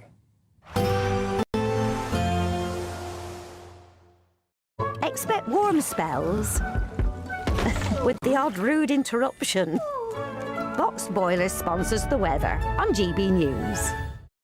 Morning. Yes, it's time for your latest weather update from the Met Office here on GB News. Today, well, kind of more of the same. For the vast majority, dry and cloudy sums it up. But there are a few breaks in the cloud, just like the last few days, a few glimmers of sunshine, but equally one or two light showers here and there. We're seeing a few more just brushing into southernmost parts of England, particularly parts of Devon, and the odd one across parts of the east. We've got a few breaks in the clouds, so some places waking up to a bit of sunshine. There's been some mist and fog through the night as well. That will clear away. Most places, as I say, just staying dry and cloudy with temperatures similar to how they have been through the week, 13 to 15 degrees. The winds are pretty light. The breeze, though, will be picking up in the southwest. That will do a couple of things, maybe throw a few more showers in towards Devon in particular, but also break the cloud up a little bit more. So parts of Cornwall, North Devon and West Wales may see some good breaks in the cloud and a bit of sunshine. And again, like the last few days, parts of Scotland will see some blue sky and some sunshine, most likely on the west coast, whereas the east coast may stay a little glum. On the chilly side, in Shetland, elsewhere, as I say, temperatures similar to what they've been through much of this week. We are in for a bit of a change, but not really until we get through the second half of the weekend. As we start the weekend into Saturday morning, still a lot of cloud around, thickening up in places overnight for the odd little bit of drizzle. Where we've got clear skies, we could again see some mist and fog. Temperatures will dip down to single figures in places, maybe a little bit lower, with some clearer skies across northern Scotland. And here again, some sunny spells possible on Saturday. Generally, skies again a bit brighter, the cloud not as low, one or two light showers possible in the east. And later on through the day, we'll start to see the change coming in from the west with outbreaks of rain creeping into Northern Ireland, perhaps into West Wales later too. But still, many places on Saturday dry and cloudy with temperatures in the teens, but it's going to turn wetter and windier on Sunday. Expect warm spells with the odd rude interruption. Boxed Boilers sponsors the weather on GB News. Now, it's 7:20, just time to tell you about the Great British Giveaway now. It's the biggest one we've ever had, Huge. you know. Huge. Here are all of the details you need. You're not going to want to miss our greatest Great British giveaway so far. You could bank an incredible £30,000 in tax-free cash to spend however you like. And if that wasn't enough, you'll also get to drive away in this brand new motorhome. With thanks to Marquis Leisure, this brand new 2025 Benimar Primero could be yours. It comes with all the mod cons you'd expect from a vehicle worth over £74,000 and comfortably sleeps 4 people. This prize package is worth over £104,000. And remember, if you can dream it, you can drive it away. For another chance to win, text WIN to 63225. One entry costs £2.50 plus one standard network rate message. Or text BONUS to 63225. 5 entries cost £5 plus one standard network rate message. Go to gbnews.com/win. Entries start at £2.50. Call 0903 686 3232. Calls cost £2.50 plus your network access charge. Or post your name and number to GB16 PO Box 8690 Derby DE1 9TT. UK only. Entrants must be 18 or over. Lines close at 4 p.m. on the 31st of October. The winner will be contacted live on GB News, week commencing 10th November. Please check the closing time if listening or watching on demand. Good luck. Honestly, you wouldn't believe what goes on here when that was playing. Ellie's got a team of about 6 people redoing all her makeup and hair, haven't you? It's because I've got the world's biggest spot here. That's And I need a lot of help. You can probably see that from Mars, actually. I think you can see it from Mars. Yeah. Anyway, thank goodness the lighting's good in here. That's all I've got to say. Anyway. Still to come, Donald Trump says he's going to meet President Putin within weeks. We'll tell you more in a moment.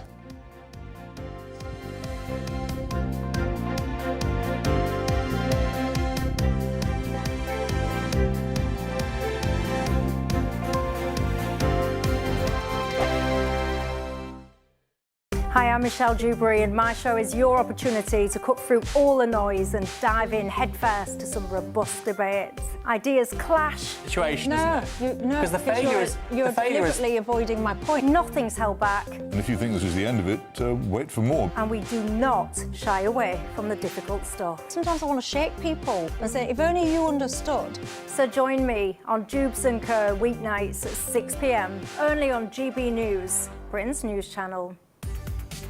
From the school run to the home run, watch a new show for all of Britain. So he can say whatever he wants. A straight talking show where all voices are heard. And, you know, when are we going to stop talking about smashing the gangs and actually do it? With the stories that matter from every part of our country. There's a bit of a crash landing there for your Chancellor. Bold, fearless and standing up for you. That's me, Martin Daubney, 3 p.m. till 6 p.m, weekdays, here only on GB News. The People's Channel, Britain's news channel. Westminster's full of talk, but out here, it's the real world. Am I allowed to talk then? No, that's it. This is where it matters, real people and real lives. That's what politics is all about. In fact, has Trump made a good start? No. Straight answers, no spin, and just a couple of pints. How many fingers have I ever got up? About 10. So join me for Lee Anderson's Real World every Friday at 7 p.m, only on GB News. The People's Channel, Britain's news channel. You want to know what's really going on in the corridors of power? Labour don't know what to do with you half the time, and that makes you quite lethal in the chamber. Get behind the headlines with Chopper's Political Podcast. Join me, Christopher Hope, as I sit down with the great and the good of British politics. We'll see where this ruling takes us. These are the stories shaping our nation. Chopper's Political Podcast, available now on all platforms. Listen in and stay ahead. At GB News, we love to hear from you, our loyal community. So drop us a line at gbnews.com/yoursay. There you can talk to each other and also to the presenters live on air.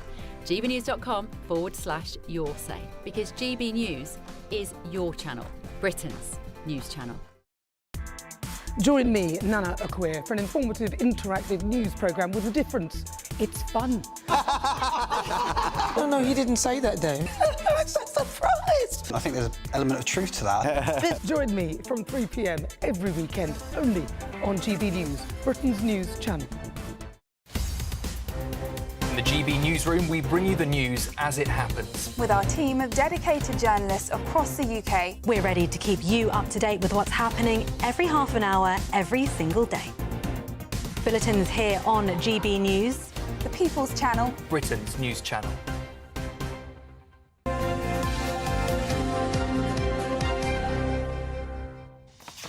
It is 7:25 and Donald Trump says he's made great progress with Vladimir Putin after a 2-hour phone call. We hope we're going to get it stopped. I thought this would be, because of my relationship with President Putin, I thought this would be very quick. And it's turned out to be, who would think I did Middle East before I did this? We did a total of 8 now, 7 and now 8. Well, they've agreed to meet in Budapest for a sit-down that Mr Trump hopes could help bring the war to an end. Well, the president says he'll brief Volodymyr Zelensky at the White House later on today, and he still believes he can get both men in the same room. Well, Ukraine's president will be there today, seeking fresh US support after Russia launched one of its biggest overnight assaults. Let's talk to former advisor to the Ukrainian foreign minister and contributing editor at Defence on the Brink, Cormac Smith. Cormac, good to see you this morning. What are we to make of this? I'm a little surprised in that, obviously, the last meeting did not go well. Stephen, Ellie, good morning. Look, I am somewhat sceptical. I generally don't make predictions where Donald Trump is concerned. However, this morning I'm going to take the most optimistic view I can. I'm going to mirror the words of Andriy Sybiha, the foreign minister, the current foreign minister of Ukraine, who has said, you know, the big issue on the table today with Zelensky and Trump will be if Trump will follow through and provide these new missiles to Ukraine that they so much need. Sorry, these are the Tomahawks. Now, the suggestion the Tomahawks will be provided has clearly angered Putin, and it could be said that it has driven him to the table. Now, clearly, Donald Trump has, I believe, the power within his grasp to bring matters to a conclusion in Ukraine. The question is whether he wants to bring peace on Russia's terms or peace on Ukraine's terms. And the two sides are very, very far away. So my prediction today is Zelensky will want a commitment on the Tomahawks. I don't believe he will get it because I believe Trump is now holding that as one of his trump cards, if I may, in his upcoming meeting with Vladimir Putin to have some leverage over Putin. So, look, I think the fact that this is a horrible war that has killed tens of thousands of Ukrainians and affects my friends very, very dearly, any hope that we can come to a peaceful and just resolution is to be welcomed. I remain very, very skeptical as to whether Trump will ultimately look to make peace on in Ukraine's favor or Russia's. And I've got to say, if a deal is put on the table before Ukraine, such as the one that they were discussing, where Ukraine had to give up even more land, the Ukrainians simply won't accept that. And I don't believe, I certainly hope that Ukraine's European partners wouldn't accept it either. So we wait to see. First thing, what comes out of the meeting with Zelensky and Trump today in the White House. And just briefly, how likely, if at all, do you think it is that we would see Putin and Zelensky in the same room? At the moment, I've got to say unlikely, because Zelensky is willing to meet, but Putin so far has been completely unwilling. And you just reported another very, very bad night of attacks on civilian targets and civilian infrastructure in Ukraine, proving yet again that Putin really does not want peace. He wants to wipe Ukraine and Ukrainian identity off the map, and he wants to absorb Ukraine into the Russian Empire. Remember, the USSR was a Russian empire in which Ukraine was the jewel in the crown, accounting for nearly 40% of the USSR's industrial output, despite the fact Ukraine was only one of 15 Soviet socialist republics. Cormac, good to see you this morning. Appreciate your expertise. Thanks very much indeed. Thank you both. You do wonder, because it's not long ago that Trump was saying, well, there's no reason why Ukraine can't maintain all of its territory as a result of this. So would he be willing to concede on that for Putin? Would Zelensky be willing to concede on that? Well, they might discuss that today in the White House. Yeah, I'm sure they will. We'll have all that coverage on GB News throughout the day. Right, still to come, tiny shin pads. Do you love them or hate them? Or have any feeling about them, really? Do you have any feeling on tiny shin pads? I didn't know they existed. Neither did I. But there you go, we'll find out more in a moment.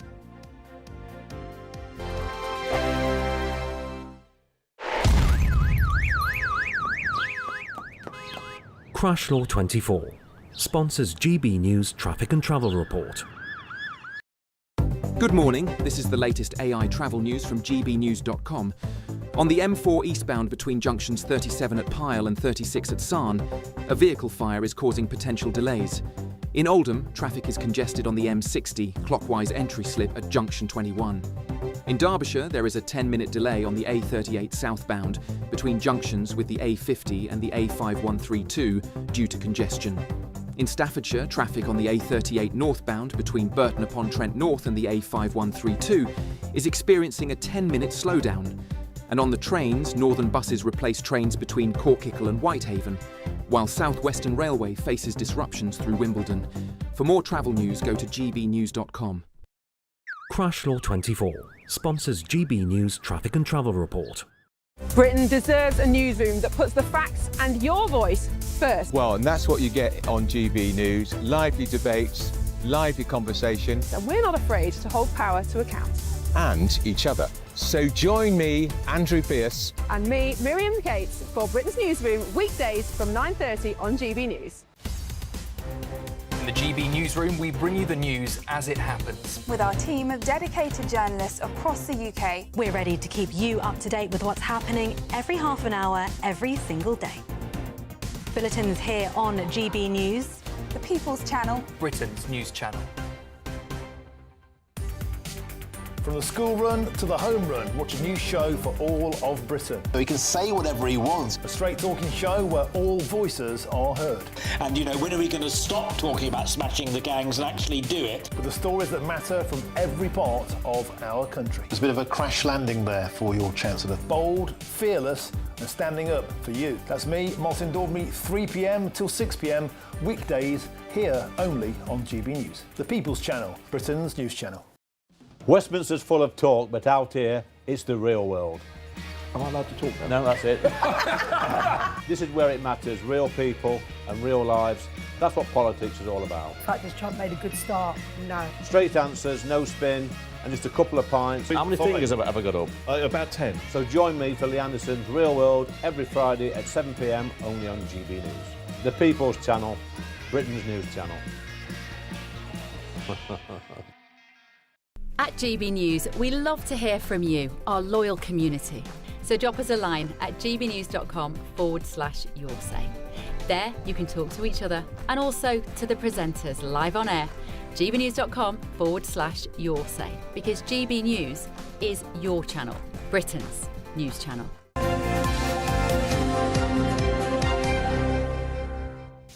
Welcome back. It's sports time. Paul Coixey with us. Morning. Good morning. Champions League. Arsenal won in the Champions League, in the Women's Champions League, which they are the holders of the Champions League, and they won last night in the Champions League away at Benfica in Lisbon. Well done. 2-0. Well done them. You did very well. I thought that was By the way, gracious. that's in the Champions League. Just managed to spit that out, Paul. Yes. Well done. Well done. What about Sheffield Wednesday? Yes. I want to talk more about that in just after 8 o'clock, but it seems that there is now that they're going to be served with a winding up petition. It's really badly run, and if you're a football fan in Sheffield Sheffield at the moment. Sheffield United are bottom. Sheffield Wednesday are second from bottom. But it's really badly run by Thai businessman Dave von Chansiri. And, I mean, the things that have gone on there over the past couple of months, they're under 5 separate EFL embargoes because they're failing to pay wages. They've got a threadbare squad. The fans are boycotting the club. They want a change. And it seems that if it does go into liquidation, there's a chance that maybe the owner will be forced to sell, which he doesn't seem to be doing. It's a legendary club, so I'm sure someone... You would want to buy it, though. Well, I don't know. I think there are people in America that would be interested in it. Would be landed with their debts if they owe a load of money to the taxpayer. They will be. There's £1 million that's already owed, but in football terms, is it that much? To billionaires, is it that much? So I know it sounds like a huge amount of money, but it's just a club. Sheffield Wednesday is one of those clubs that's always been around. Yeah. Absolutely. In Hillsborough, you know, it's one of the great clubs in football. So, I mean, this is a story that's going to run for a while, but we'll talk more with the Sheffield football journalist Alan Biggs, who's going to join us a little bit later. So tell us what's going on. And we talk about tiny shin pads, which we didn't know was a thing. Did you not know it's a thing? No. Well, let me tell you, years ago, it seemed that big shin pads were the fashion. Great big, see the shin pads. Yeah. And also, the most important thing is that they're extremely important. It's a FA rule. Even when you've got kids playing, they have to wear shin pads. But there's a thing about small shin pads, and they were asked, a lot of Premier League footballers were asked whether small shin pads were an ick. I love that phrase. Ick. Oh. What gives you the ick? Gives them the ick. Oh, right. You know what? Because Why? they have little tiny shin pads, and really they're not sensible to be wearing, but it's how small they are because they don't get in the way of the play. Anyway, look, it's all these stars talking about little shin pads. Here we go. Tiny shin pads? No, it's not a nick. It's good. You wear tiny shin pads? Yeah. Are they comfortable? Yeah. But it's not protecting a lot? We don't care. You don't care? I'm against it. Like, I see a lot of the young... I see the young say to me, "Oh, your shin is a massive," and they should have seen what I was wearing back in the day. Need a bit more, a bit more safety. It's not an ick, because I do it. I just don't like having something heavy on my shin. No, that's fine. But yeah, don't be crying if you get injured, because that's on you. They're only putting themselves at risk, but it's definitely not an ick. I'm a fan of them, to be fair. I don't like big shin pads. Don't bother me.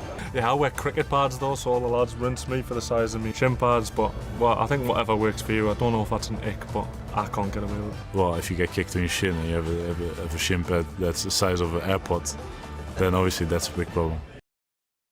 Van Dijk, there you go. If you get kicked in the shin... The size of AirPods, is that all they are? They're that small? Tiny, they're stupid little things because they think they could get around the rules by just... You've got shin pads, yeah, they're little tiny things, but they're there to protect the shins. Yeah, it's a risky business. And when you're very expensive footballers, you have to look after yourself. Yeah. So, boys, bigger shin pads, please, in future. Right, you want to do some birthdays? Oh, yeah. Please. Right, some sporting birthdays today and tomorrow. First one, please... Chelsea legend. Babyface. He still looks young. That was when he was playing for Chelsea, probably back in the 90s, and he looks exactly the same. Graham Lasseau. So how old do you reckon Graham Lasseau, England and Chelsea footballer? 52. I'm going to... 57. Yes, he's right. Is it? 57 is correct. Way. 1-0. Well done. How about a golfer? This is Ernie Els. Ernie Els, nicknamed the Big Easy. Do you know why he's nicknamed the Big Easy? No. Because he's tall. Good, that's the big part. And what about the easy? Finds golf Don't answer easy. that. He likes eggs. Big Easy because of his fluid swing. Yeah, he's a large fella with a fluid swing. Very good. Big Easy, Ernie Els from South Africa. Right. US Open, do you want some help? 94 and 97, won the Open 2002, 2012. Right, so I'll put him at 54. 54. No, 53. 56. Oh. 56, but you landed on the green, just didn't get it in the hole. How about tomorrow's birthday? He's one of the greatest tennis players of all time, Martina Navratilova. 87. Oh, now, No. come on. 70... You'll get complaints from Martina. 76. 76? Yeah? 79. Oh, now, come on, go again. I can't accept that. She in her 60s? Far too much. Is she in her 60s? 71. No. 69. Yes! Yay. 69 is the right answer. Did I?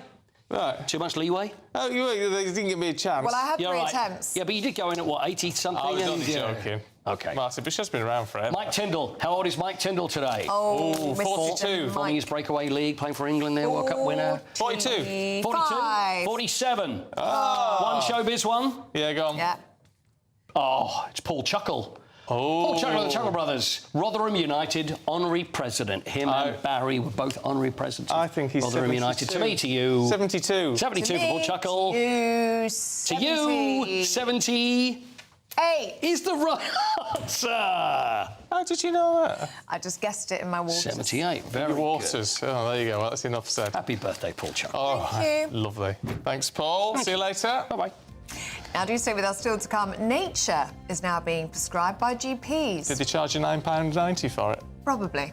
We'll tell you more about that next with Nigel and Claire. There they are. We're going to chat to you two in just a minute. But first, if you're in search of some holiday sun, here's the forecast across Europe. Can't wait to get in that sea. Lovely and warm. Just like the feeling of having great travel insurance. All Clear Travel Insurance sponsors GB News Travel Destinations Forecast.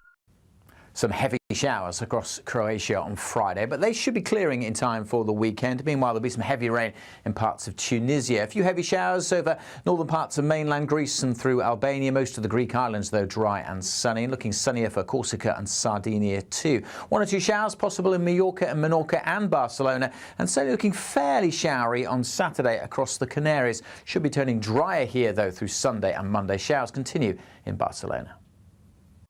All Clear Travel Insurance sponsors GB News Travel Destinations Forecast. At GB News, we love to hear from you, our loyal community. So drop us a line at gbnews.com/yoursay. There you can talk to each other and also to the presenters live on air. gbnews.com/yoursay, because GB News is your channel, Britain's news channel. This is GB News, Britain's news channel. Lee, Purvis Lee. I think last night there were probably 10 million armchair judges watching, but what was your verdict on what you saw? I thought it was fantastic. I was slightly taken aback at how harsh the judges seemed to be, certainly for the first week of them at voting. I think Karen Carney's jive was fantastic. It's made me want to take up jiving. And I think Ross King got off really badly, actually. I felt quite sorry for him. I was quite surprised at how harshly marked he was. And having met him several times, obviously, in the showbiz scene and as a fellow journalist, you know, I knew how utterly nervous he was. And I think it's going to be a bumpy ride for all the contestants this year. The judges are really focusing on the footwork on the floor, and absolutely everyone needs to sort of up their game. But it was absolutely fabulous. You know, more than 100,000 sequins involved in the show that we saw last night, and it can only get bigger and better. I think that that first programme is always the opportunity for people more to decide who is likely to get the chop rather than those that are going to make it through to the glitter ball. Because, I mean, you know, so many people are so close with their marking last night, and so many of them clearly show the opportunity of getting better as they go week after week. But it is usually quite easy to find, I think, who's going to be thrown out. What do you think? Well, so I think Ross King, definitely, we'll see him probably go in literally a matter of weeks. I think Stephen Dennis, who played Paul Robinson for many years on our screens in Australian soap Neighbours, I don't think he's going to be in it for much longer either. Again, I felt quite sorry for him, and also having to dance to the theme tune of Neighbours was just pure genius. GB News, the People's Channel. Join me, Nana Akweer, for an informative, interactive news programme with a difference. It's fun. No, he didn't say that, Dave. I'm so surprised. I think there's an element of truth to that. Join me from 3 p.m. every weekend, only on GB News, Britain's news channel. No matter the state it's in, this is our nation. Join me, Jacob Rees-Mogg, for a genuine, honest discussion on where we have been, where we are going, and where we are with the people who set the direction. Tune in to State of the Nation every Monday to Thursday, 8 to 9 o'clock. Only on GB News.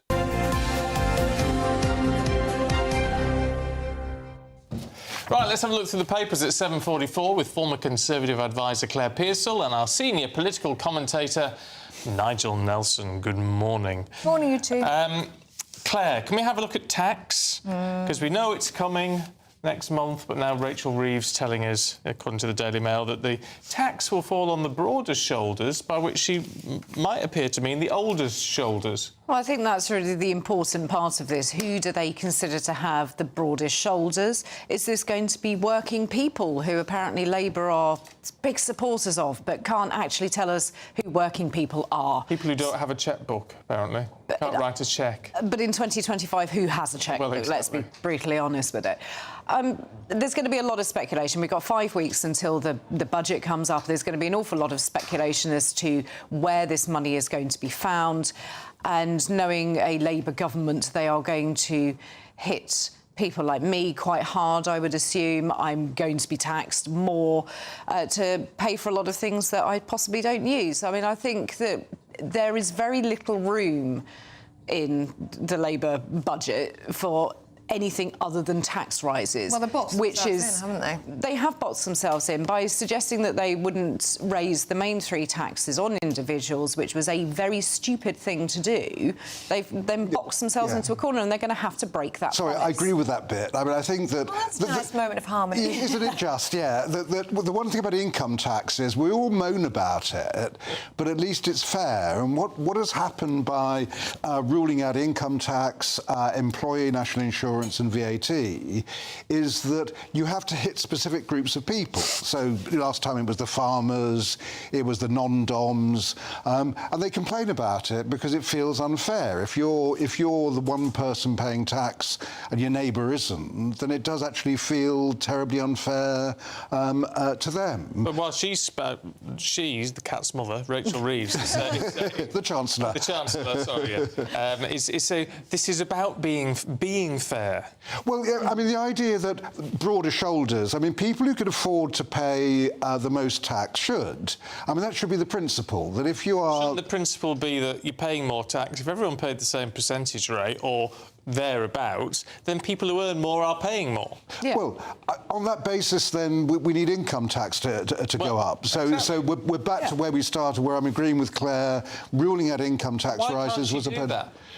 Because it would break... It would break a manifesto promise. Well, it's not... But that's happened before. Yeah, it has, but, I mean, politicians are rightly, I think, very loath to break a manifesto promise, because all that happens is, come the next election, that people will say, you can't be trusted. So she'll do everything she possibly can not to break it.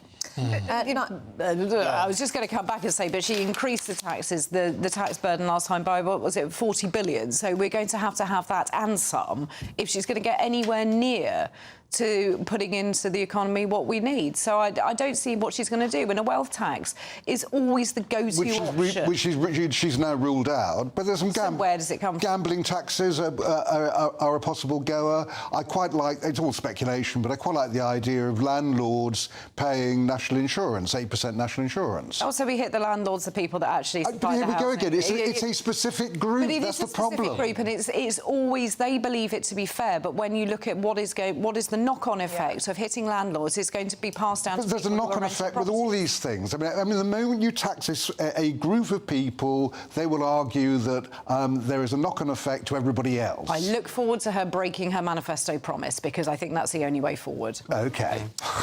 Let us know what you think at home, gbnews.com/you'll say. Nigel, what are Waitrose telling their staff? Well, they're telling them not to steal. That's a message. which seems reasonable enough. No, but what's weird about this is that the staff seem to have just got the message. If you steal, you lose your job, or you might get fined, or you might go to prison. But they say they've just seen these signs going up telling them not to do it. Managers are saying, oh, they've been around for 2 years, and you should have seen them before. There's something about this that I find a bit sort of a bit kind. Oh, sorry. The national anthem at that point. Should I have stood at that point? It must upset staff to have something like this happening on the basis that we all know if you steal from your employer, you will lose your job. Yeah. You don't have to actually have a sign up telling you so. Taking a bit low for bread at the end of the day when it's going to be chucked out anyway. Is it that sort of stealing? But I don't think it is, because when you look at John Lewis as a department store, there are very high value items calories in it. And I think the problem is that you may start off with a loaf of bread because you're absolutely desperate, but there are a lot of people who then take the view, if I can get away with that, what can I get away with?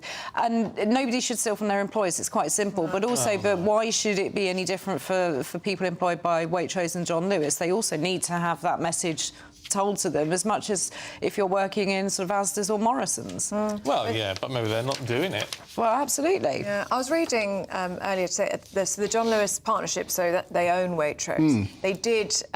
They used to have this cost of living payment a few years ago now for about £500, and then the years before that they were giving out free meals to their staff as well. But both of those things have stopped. So I don't know whether that's then had an impact on... I mean, I think it probably will. I mean, the cost of living has gone up for everybody, and if you were receiving a free meal at work, you become to rely upon that, and if you then have to fund your own lunches, I can understand that, and these are people that aren't paid huge amounts of money. Still doesn't give you the right to go steal stuff. No, it doesn't. Good point. Right, my blood is boiling. Again, every now and then we get these stories that makes my blood boil. This is in the Daily Star, Claire. That if you're feeling, if you go to the doctor because you are feeling you are down enough, not talking about depression necessarily, but you are feeling down enough, low enough that you think, I'm going to have to seek some medical advice on this. Yeah. The doctors can now prescribe nature. Yeah, and... like you, my first reaction is how ridiculous.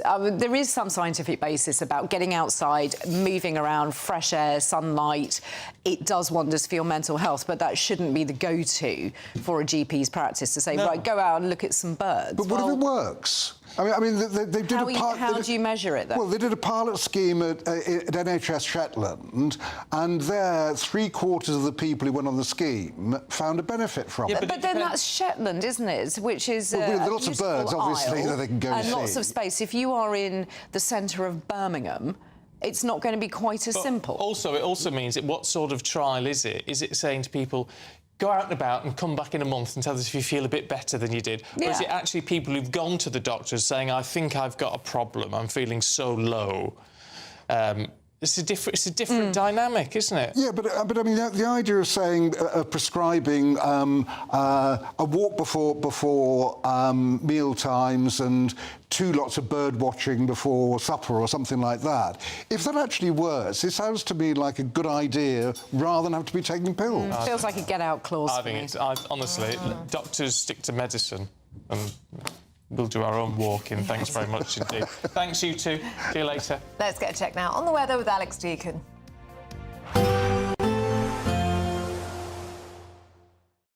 Today, clouds overhead. Total zen within. Boxed Solar sponsors the weather on GB News.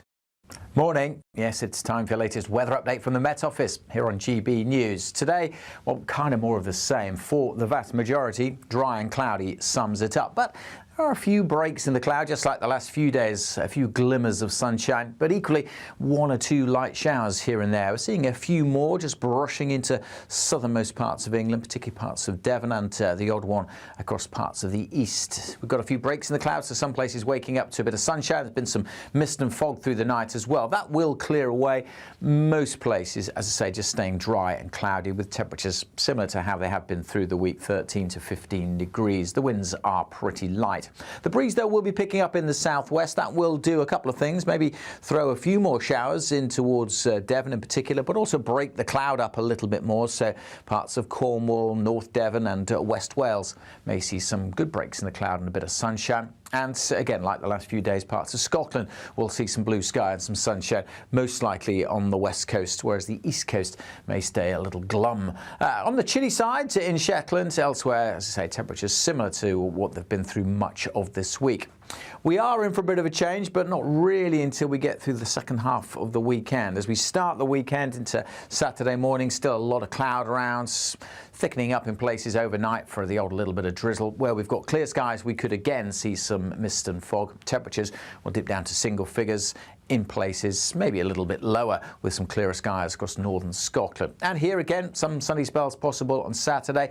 Generally skies again a bit brighter, the cloud not as low, 1 or 2 light showers possible in the east, and later on through the day we'll start to see the change coming in from the west with outbreaks of rain creeping into Northern Ireland, perhaps into West Wales later too. But still, many places on Saturday dry and cloudy with temperatures in the teens, but it's going to turn wetter and windier on Sunday.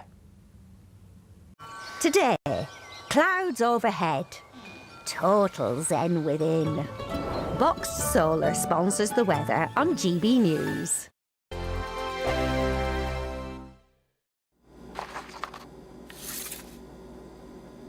Crash Law 24 sponsors GB News Traffic and Travel Report.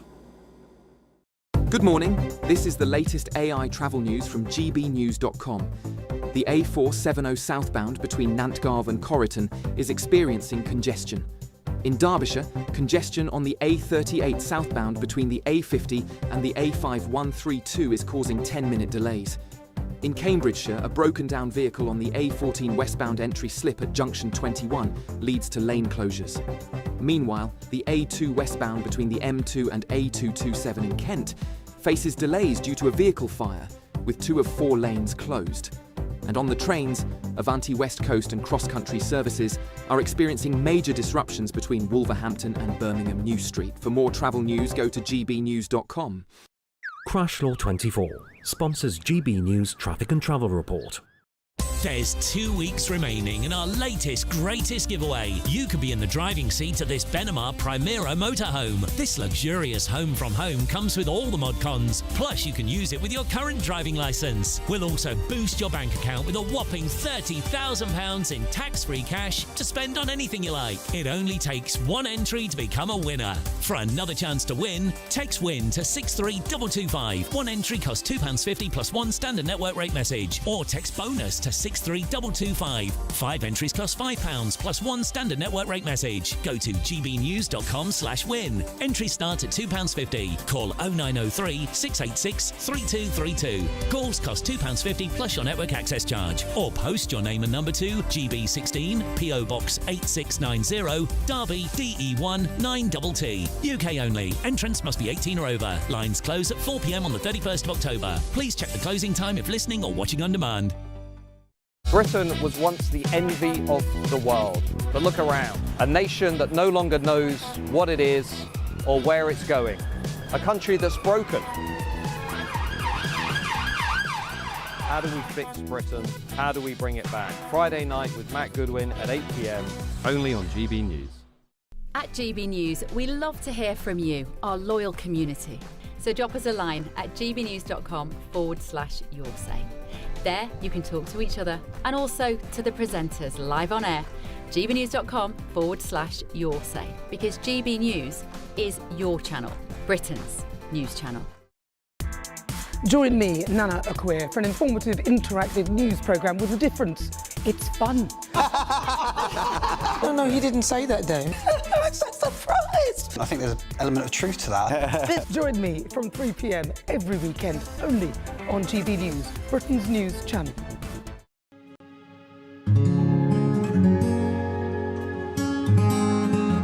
I think for far too long in this country, millions of people felt as though they weren't represented at all by the establishment media.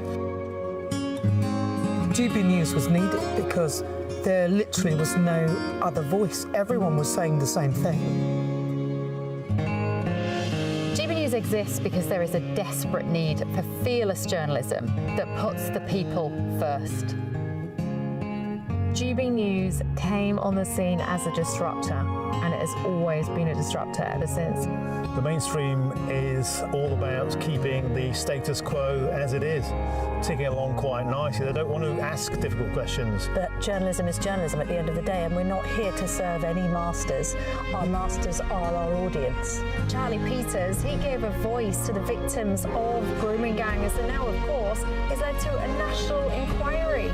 GB News exists to make sure those concerns are put forward, and people feel as though they want to ask is put to those in power. We don't take orders from anyone. We ask the questions our viewers and listeners want answering. I know what's actually being discussed by my family and my friends. Us ordinary, hard-working British people have had enough. We've had enough. They're fed up with the same old establishment nonsense. Everything that we do is opening up conversations that others are afraid to go at. Why are you illegally bringing people into Britain?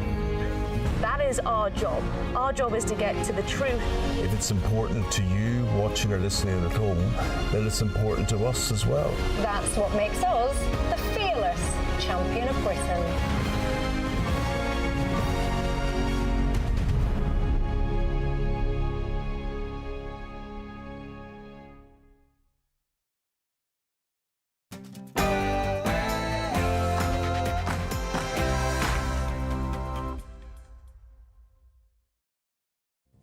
Good morning. The Prime Minister leads outrage as Israeli fans are barred from attending a football match at Aston Villa. West Midlands Police said the decision not to allow away fans from Maccabi Tel Aviv to attend the game next month was taken by a joint safety committee.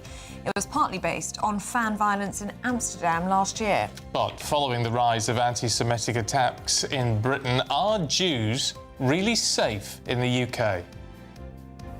When it comes to China, the UK needs to defend itself resolutely against threats and seize the opportunities that demonstrably serve our nation.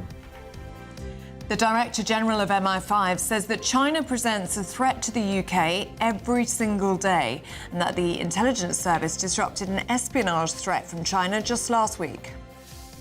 It comes as it's revealed Prince Andrew met with the Chinese spy master at the centre of the Beijing case at least 3 times. Rachel Reeves has signalled that she will look at further taxes on people with assets, saving those with the broadest shoulders and saying they should pay more. Call, as you know, with President Putin, I thought it was a very good call. Donald Trump says he'll meet President Putin in Hungary for peace talks on Ukraine within 2 weeks. A breakthrough for HIV prevention is set to be rolled out on the NHS to help reduce HIV transmissions in England and Wales. Another fairly drab day for most. Dry and cloudy sums it up. There will be a few light showers here and there. Equally, there'll be a few sunny spells here and there. Join me later for a full forecast to find out what you'll get today. Just gone 8 o'clock, I'm Stephen Dixon. I'm Ellie Costello and this is GB News Breakfast.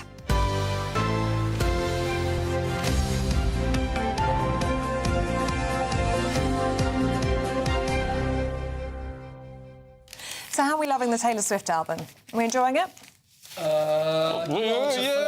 Marvellous. Good. Very good. Yeah, I really like it. All 12 songs are in the US Billboard charts. Billboard charts, yes. It's amazing. marvellous. So people are loving it. I recommend. What, there's still a single chart? Apparently so. Really? She's dominating them. Anyway, there's a song on the album called The Fate of Ophelia, which I believe may even be #1 in this country. Don't hold me to that, but it's not doing like very well. The Depeche Mode song.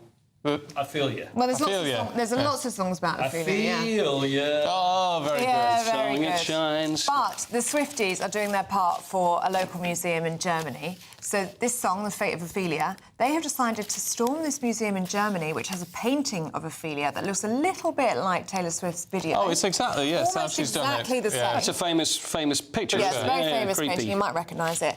So these Swifties have been turning up. 500 of them turned up at the weekend to take selfies. And usually that museum has about 50 people a day. So hold on, just because Ophelia is in the song, they've gone to where the painting of Ophelia is to have their picture taken with the painting, which is actually nothing to do with Taylor Swift, just that she's named a song Ophelia. No, but it's in the video. It's in the video. They've got the... Oh, I see. It's in the video. As you can see, look, Taylor Swift kind of recreated it there. Right. So Suzanne Hirschman of the Wiesbaden Museum, Wiesbaden Museum, says that she saw lots of young people come and see the painting and take selfies with it. She says, "We're surprised and we are delighted. We can't be 100% sure that the painting was the inspiration for Taylor Swift's video, but it's very similar and it's been very good that people have been enjoying themselves." I thought Taylor Swift was so important that the painting was based on the Taylor Swift song. I thought it probably is that way. That's probably what I found. That's what the Baden-Baden Taylor Swift Supporters Club say? Honestly. Anyway, well, look, a I'll tell boo you what, for them, that's nice. She does have a huge impact. I mean, we laugh about it. Oh, yes, she does. But she does have this massive impact. Yeah. It's extraordinary. On it, and not on Ellie, in fact. There was seismic activity after her gigs in London. Seismic activity generally in the ground. They could detect Actually, it. seismic in the What ground. was the amount of people that were jumping up and down at her gigs? It detects seismic activity. Does it disrupt our orbit? I think it does. Wembley Stadium moved slightly to the left that day. And you see, it's a boost to the economy as well, and her shows come to town because the money that people spend on hotels and drinks and outfits and glitter. Yeah, cowboy boots and Cowboy things. boots, you know the drill. I'm surprised the government hasn't tried to recruit her. Well, I think they should. What a wonderful person she is, Ellie? I think she's great. Anyway, check out the new album if you haven't already. It's very good. Oh, there you go. Right. Okay. Well, it's only me and Stephen that haven't heard it. Everyone else does. And, well, look, we better move away from Taylor Swift to something even more important, which is politics. Let's talk to the Shadow Transport Secretary, Richard Holden. Good morning to you. Nice to see you this morning. Good morning. Look, what do you make? I mean, what are we to make of what is going on at the moment? Can we start? I want to talk about the economics of it all, but can we start with China at the moment? Are we to believe? We've been told categorically that the Prime Minister at least believes what he's saying at the moment when it comes to the China scandal. Can we believe that or not? I mean, it's very difficult to see how anybody can believe anything that the Prime Minister said. He said that there was no involvement whatsoever, yet it's quite clearly genuine segments of the Labour manifesto were lifted and put into a letter sent to the Crown Prosecution Service by the Deputy National Security Advisor. And the government says, the Prime Minister says, there's absolutely no political involvement whatsoever in any of this at all. The Prime Minister says, on the one hand, that he was desperately keen to ensure there were prosecutions in this case, yet he knew days before that the CPS said they were going to basically collapse the trial, and they did absolutely nothing. That's the government did absolutely nothing to ensure these prosecutions went ahead. All right, but should politics intervene in the judicial process? Because we know Keir Starmer thinks it should. A lot of people would agree with him that say actually politics needs to be out of this. Well, I don't think that's... I think this is when you're talking about national security, right, this is a major...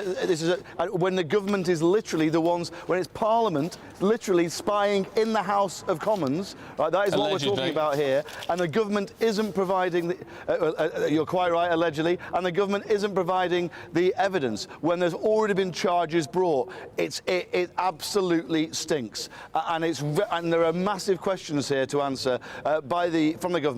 We know that the Prime Minister was stood up there just a couple of days ago, in fact yesterday, saying, oh, nothing to see here, nothing to see here, and it's absolutely clear that there is a huge amount to see here. There are massive questions to answer from the Prime Minister all the way down, and it's really, really important because this is about the security of our country.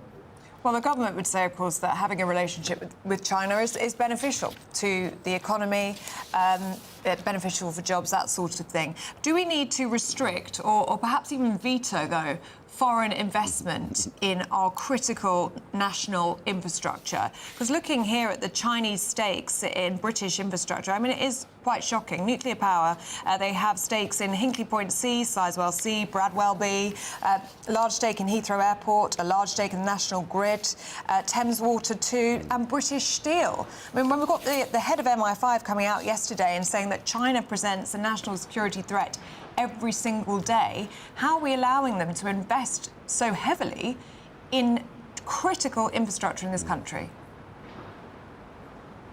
You raise an important point, and it's right that we have proper vetoes over the critical national infrastructure when others are investing in it, particularly other states. But I think there's a crucial difference here. I think we need to not keep focus away from what is a really important situation. Basically, we've had the Prime Minister telling Parliament a couple of days ago that there was no political involvement at all in what was happening with this prosecution, right?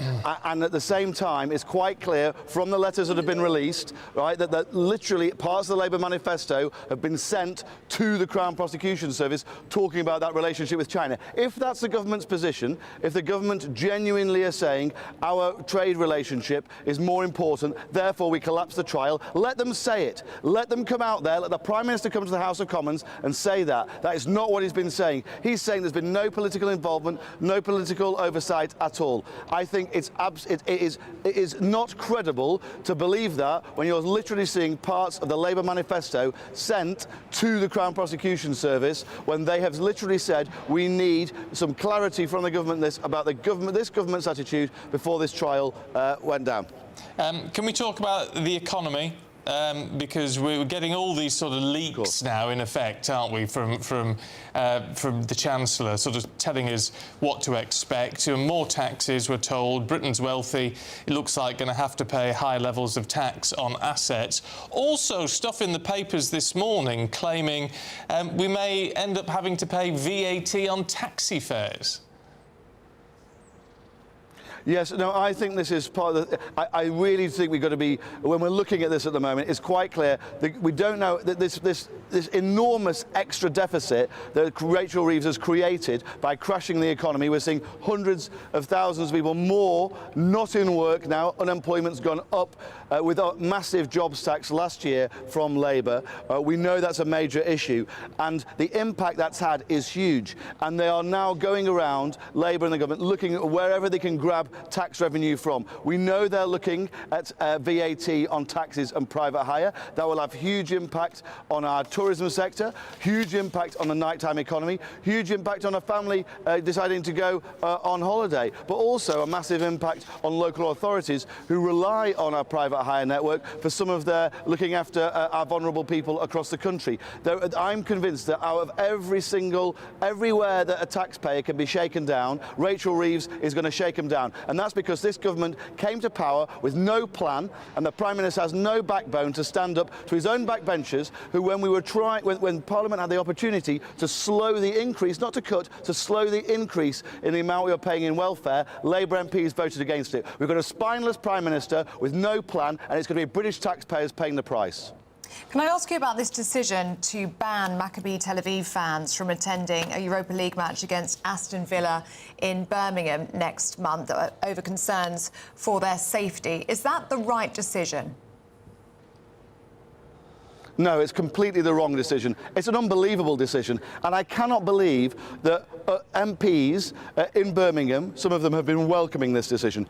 We should have people should be able to go to football matches. It's unbelievable that we're now seeing this sort of pick and choose approach as to who should be able to come. I cannot believe that we're now seeing Jewish people basically being told that they cannot attend a football match here in the United Kingdom. It's an absolute disgrace. The government need to get a grip of it. They're in the end the ones who are responsible, not some bureaucrats at a local council level. This is actually political decisions, right? We've got a Labour mayor in the West Midlands, you've got a Labour government here. They need to get a grip and ensure that actually sporting events and cultural exchanges can go on properly. I cannot understand why they've not taken action already. Would this happen with any other demographic? Well, it's pretty clear that it's not happened with any other demographic, right? So we can only assume that it wouldn't happen with any other demographic. It feels very clear to me that we're seeing basically Jewish people being targeted and this government rolling over. OK. Richard Holden, good to talk to you. Good to get your thoughts this morning. Thank you. While listening across all of that is GB News political correspondent Catherine Forster. Very good morning to you, Catherine. What did you make of what Richard Holden had to say there? Well, first of all, I think he reflects the widespread outrage about this decision that Israeli fans can't attend this Aston Villa match at the moment because Birmingham Council and the police there have decided that it is not safe. The Prime Minister last night said this is the wrong decision. We will not tolerate anti-Semitism on our streets. The role of the police is to ensure all football fans can enjoy the game without fear or violence or intimidation. The Home Secretary has retweeted that. But what are they going to do about it? The Prime Minister yesterday was with the Jewish community talking about stamping on anti-Semitism. We had that horrendous terror attack a couple of weeks ago, and he has said he will stop at nothing. But the problem is the police are operationally independent. What do they do? But I mean, it has been condemned by pretty much everybody, apart from, of course, the local MP, one of those Gaza, the fact that he got elected pretty much on, you know, what was going on in Gaza, one of the independents, and Jeremy Corbyn, who'd banded together to get a petition to get this match banned. Their argument is that because in Amsterdam there was an awful lot of violence and trouble, they say they're trying to guard against it. But what a sad reflection of where we are. Camilla saying a national disgrace, and that the Prime Minister should guarantee that Jewish fans can walk into any football stadium in the country. I mean, we should bear in mind with all of this, I mean, I know there is lots of criticism of the Prime Minister, and, you know, a lot of people feel that a lot of it is justified. But on this issue, I mean, his wife is Jewish. So, I mean, it is something he has a close connection with. His wife is Jewish, and therefore, and his children, and he was asked specifically about that yesterday. He never wants to talk about his children, but he said, you know, yes, we have had conversations because, of course, we've seen the targeting of Jewish communities in that horrific terror attack, but also Jewish people feeling unsafe on British streets. And of course, we've got these pro-Palestine demonstrations week after week, you know, even last weekend, despite the fact that there's currently a ceasefire in Gaza. And, you know, the independent MP saying that the police do not have the resources to manage this football match if the Israeli fans were allowed to go. What about the police not having the resources to manage all of these protests for 2 years? What a demand that's put on them. OK. Catherine, thank you very much. Well, let's take you to Villa Park. Jack Carson is there for us now. I mean, what's the feeling there, Jack? Well, there is lots of questions, particularly from not only local politicians, people here as well, fans all wondering, you know, just quite what the thinking is behind this decision. Robert Oldham, who's the leader of the opposition on Birmingham City Council, saying in a statement yesterday, what does this say to Jewish residents? And pointing out, of course, that Birmingham City Council, as part of the bids for the European Championships in 2028 and as part of the Women's World Cup in 2035 bid to be part of that bid and be a host stadium for those huge, of course, international football competitions. And when you get a decision like this, Robert Oldham pointing out, what does it say to Jewish residents who may well be involved, of course, in those competitions, that a match against Maccabi Tel Aviv, which Aston Villa are, of course, due to play in a few weeks' time on the 6th of November, it would not be safe for their fans to attend here in the city. I would remind you of the statement yesterday, Aston Villa releasing the statement that the Safety Advisory Group, they are the group which are responsible for issuing safety certificates before every match at Villa Park. They said that following a meeting yesterday afternoon that they had written to the club to advise that no away fans should be allowed to attend the fixture at Villa Park, with West Midlands Police saying that they had public safety concerns outside the Stadium Bowl and any protests that might well be planned. Awesome, thanks for bringing that to us. Right, at nearly 18 minutes past 8, let's have a look at the weather for you.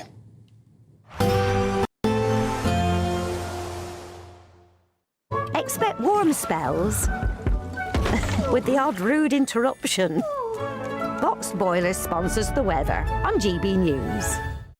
Morning. Yes, it's time for your latest weather update from the Met Office here on GB News. Today, well, kind of more of the same. For the vast majority, dry and cloudy sums it up. But there are a few breaks in the cloud, just like the last few days, a few glimmers of sunshine, but equally one or two light showers here and there. We're seeing a few more just brushing into southernmost parts of England, particularly parts of Devon, and the odd one across parts of the east. We've got a few breaks in the clouds, so some places waking up to a bit of sunshine. There's been some mist and fog through the night as well. That will clear away.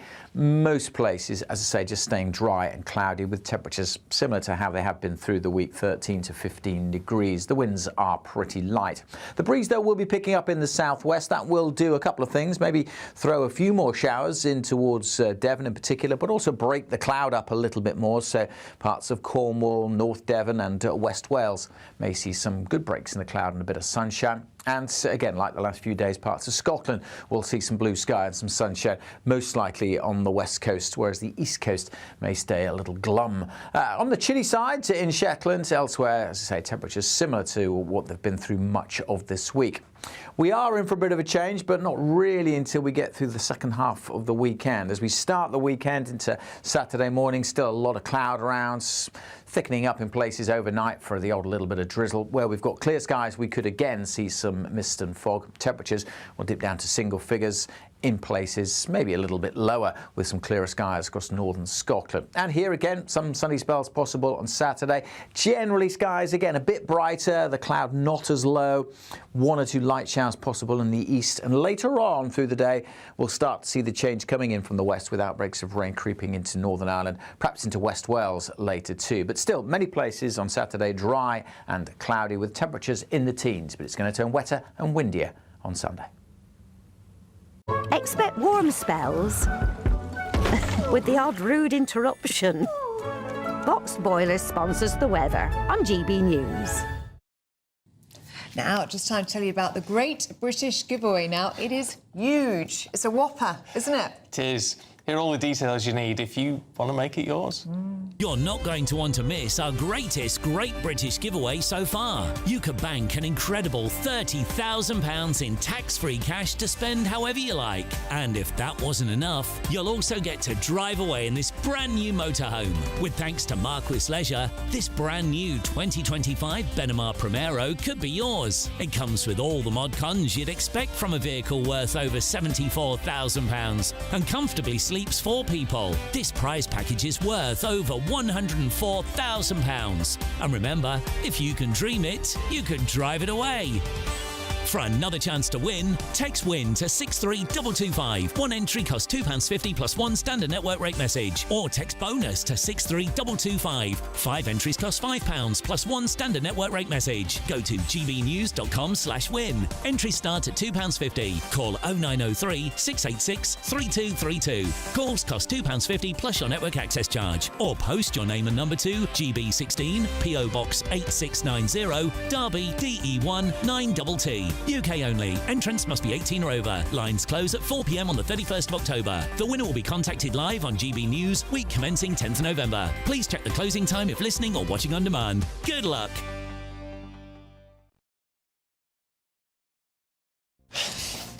Best of luck to you on that one. Don't go anywhere, though, because coming up next, we're going to be joined by the musical sensations, the Overtones. They'll be serenading us ahead of their Christmas tour. Westminster, the ultimate clique. And you're fighting like rats in a sack. But here on the Camilla Tominey Show, we ask the questions the establishment media is too scared to ask. OK, let me ask you a straight question, because I know you're a straight-talking politician. Whether it's net zero, illegal immigration or law and order, nothing is off-limits. You had the power then. Yeah, as I and say, now you've lost it. That's the Camilla Tominey Show, a politics show that's fearless. But no, let me finish my question if you don't mind, because it is my show. Sundays at 9:30, only on GB News, the People's Channel, Britain's news channel.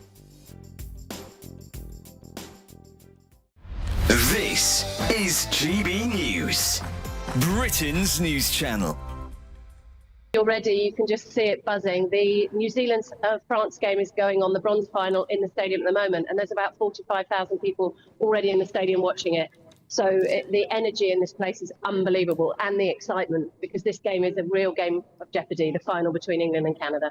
I mean, you've got caps galore, you've been involved in coaching men and women's rugby. So, and, you know, you won in 1994. What's it like to be a winner? Well, this is the shirt that I wore back in the day in 1994. This is my World Cup winning shirt, so I'm hoping it's going to bring a bit of luck to the girls. But it was an incredibly special time. But for me to see how the game has changed, we had 6,000 people watch us win that World Cup. And now women's sport in this country, it's our Lionesses, the Red Roses, the Cricket World Cup is the tickets are on sale for that next year, and people are choosing to watch women's sport and really, really enjoying the event. So it's fantastic, and the change over that 30-year span is quite remarkable. What do you think has made the difference? Why is it becoming, I mean, as you say, football is the same. Why is it becoming more acceptable now? And not just for women and girls to follow the sport as well, but I go to West Ham regularly for my sins, but so many men are now starting to pay a little bit of attention without being too sneery.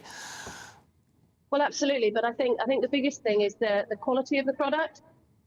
Because the girls have been given contracts and are now able to train, not have to go to work and then leave a full day's work and come training and then do almost a second job in order to deliver on the skills. Both the Lionesses, the Roses, everybody now at the top end of the game is being financially rewarded for it, so they can actually concentrate on their sport. GB News, the People's Channel.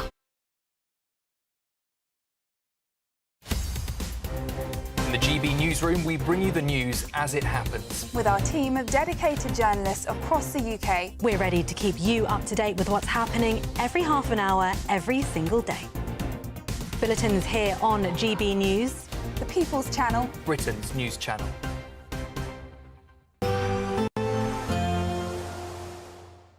I hope we haven't forgotten anything. Travel insurance, I tick that box. Yeah, but remember what you forgot last year. All Clear Travel Insurance sponsors GB News Travel Destinations Forecast.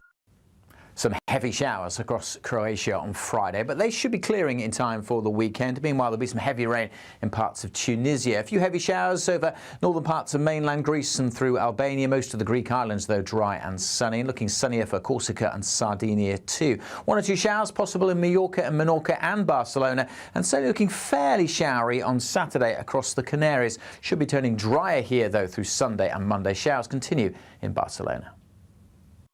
All Clear Travel Insurance sponsors GB News Travel Destinations Forecast.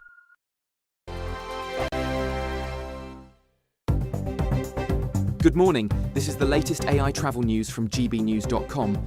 On the M4 eastbound, traffic is congested at junction 33 near Capel Lanilturn due to issues on the off-slip road.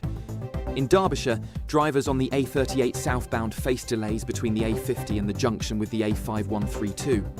Staffordshire has similar issues on the A38 northbound, with congestion between the A5121 and the A5132, leading to delays. In Cambridgeshire, a broken down vehicle is blocking lanes at junction 21 of the A14's westbound entry slip. And on the trains, expect major disruptions between Wolverhampton and Birmingham New Street. For more travel news, go to gbnews.com.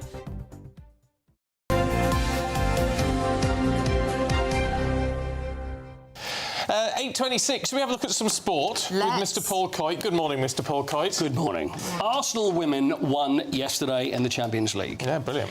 Because the thing is, they had a bad game when they played. I was going to say, is this their first win? No, well, it's the first win, but it's the second game. Because they lost the first one. And then everybody was getting all upset, worried about, what's going to happen? It's a disaster. Arsenal were the current Champions League holders. So they played and they were in Benfica and they won 2-0 and everything was fine. So all I want to say is just don't worry. For Arsenal fans, this is all fine. This is coming from a Spurs fan. Arsenal are OK. They're very good in the Champions League and they're going to be fine going forward. So nothing to worry about there.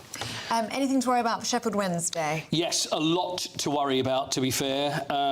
This has been going on for quite some time. Now, Dejan Chansiri, who's the owner of Sheffield Wednesday, this has been going on for quite a long time and it's been drifting and drifting and drifting. Now, as far as the football goes, Sheffield Wednesday are having a terrible time. The whole of Sheffield are. Sheffield United are bottom in the Championship, Sheffield Wednesday just above them.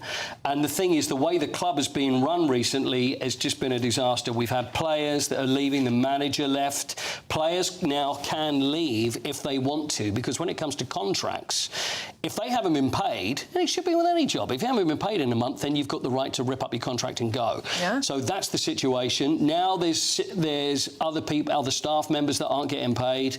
Now, there's light at the end of the tunnel with this, which may not sound like at the end of the tunnel, but it looks like they could go into liquidation, which would then mean there's more chance that the owner will then sell, because that would be the bottom line, and that is something that could end up saving the club. So if that happens, maybe it's got to come to that. It's because there's even fans that have been protesting. They haven't been turning up because they're thinking maybe that will drive a difference. But at the moment, things are not really good at Sheffield Wednesday. So we really hope that something gets sorted up there very soon. Yeah. We've got it, because I know you've been practising this at home.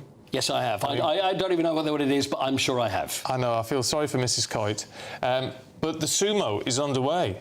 Yes, it is. In London. Have we got sumo? Can we see some of the sumo that happened? We've got sumo that it's now second night has happened at the Royal Albert Hall, and it's been brought over from Japan, and we've been I think everybody knows this now. There's been so much We've seen all the sumo talk. pictures, haven't they? But you know what they actually did? I don't know whether they did this on purpose, but they fitted it right into the middle of the international break, which means that there's a lot of us, there's not so much sport going on, so there's more sumo than anything else. So 1,500 years of sumo wrestling. People are now taking it a little more seriously, instead of seeing very large Asian men in very strange loincloths grappling around a dojo, which is the dirt, and then which has got the rice around the outside. The sacred dirt from Heathrow The sacred dirt. Let's not forget. Well, it's actually, I'll be honest with you, Ellie, it's not Heathrow Airport. It's near Heathrow Airport. So it's not actually from the airport. Oh, right. It's not like digging up runway. Oh, I thought it was. But no. But it's around the area. The edge of the runway. Exactly. So anyway, that's going on, and it's still got 3 nights left, and it's sold out. Absolutely huge. Everybody's talking about it. When I say absolutely huge, I'm not just talking about the wrestlers. I'm talking about the whole situation. So it is enormous, and it continues tonight at the Royal Albert Hall. So I don't know whether it's going to be like another 1,500 years before it comes back again. But it's very rare. It's good, though. I like it. Out of Japan. I think it's great, and it shows some interest, and people are actually looking at this and seeing it more than just large men grappling each other in dirt. Yeah, there's a lot of ritual and tradition, isn't there? It's fascinating. No, it's been really eye-opening, and it's been terrific. So lovely stuff. Paul, thank you very much. Have a great See you weekend. later. Yes. Nice weekend. See you next week. Now, still to come, we've got a treat for you. The Overtones are joining us for a bit of a musical performance. You're in for a treat. We've been hearing their rehearsals throughout the morning, haven't we? Very nice. It's going to be good. You don't want to miss that. That's next. Westminster's full of talk, but out here, it's the real world. Am I allowed to talk then? No, that's it. This is where it matters. Real people and real lives. That's what politics is all about. The fact has Trump made a good start? No. Straight answers, no spin, and just a couple of pints. How many fingers have I got up? About 10. So join me for Lee Anderson's Real World every Friday at 7 p.m. only on GB News. The People's Channel, Britain's news channel. You want to know what's really going on in the corridors of power? Labour don't know what to do with you half the time, and that makes you quite lethal in the chamber. Get behind the headlines with Chopper's Political Podcast. Join me, Christopher Hope, as I sit down with the great and the good of British politics. We'll see where this ruling takes us. These are the stories shaping our nation. Chopper's Political Podcast, available now on all platforms. Listen in and stay ahead. Decisions made in Washington aren't just shaping America, they're shaping Britain too. From migration to global security, from crime to health. Whatever happens in the White House today will be felt in your town or city tomorrow. That's why The Late Show is live from Washington, D.C. Cutting through the politics to show you what it all means for Britain. The Late Show live every night at midnight. Only on GB News, Britain's news channel. Exciting news. Every Friday, my Patrick Christie's Tonight Show is going to have a twist to it. We're welcoming some special guests. You. That's right, on Fridays I'm going to be doing my show in front of a live studio audience, because this show is about you and what you have to say. It's going to be the same big debates, same big topics, same big opinions. But every Friday night at 9 p.m, you are invited to come on down to Patrick Christie's Tonight to be a part of the action. Only on GB News, the People's Channel, Britain's news channel. At GB News, we love to hear from you, our loyal community. So drop us a line at gbnews.com/yoursay. There you can talk to each other and also to the presenters live on air. gbnews.com/yoursay, because GB News is your channel, Britain's news channel. Join me, Nana Akwe, for an informative, interactive news programme with a difference. It's fun. No, he didn't say that, Dave. I'm so surprised. I think there's an element of truth to that. Join me from 3 p.m. every weekend, only on GB News, Britain's news channel. In the GB Newsroom, we bring you the news as it happens. With our team of dedicated journalists across the UK. We're ready to keep you up to date with what's happening every half an hour, every single day. Bulletins here on GB News, the People's Channel, Britain's news channel.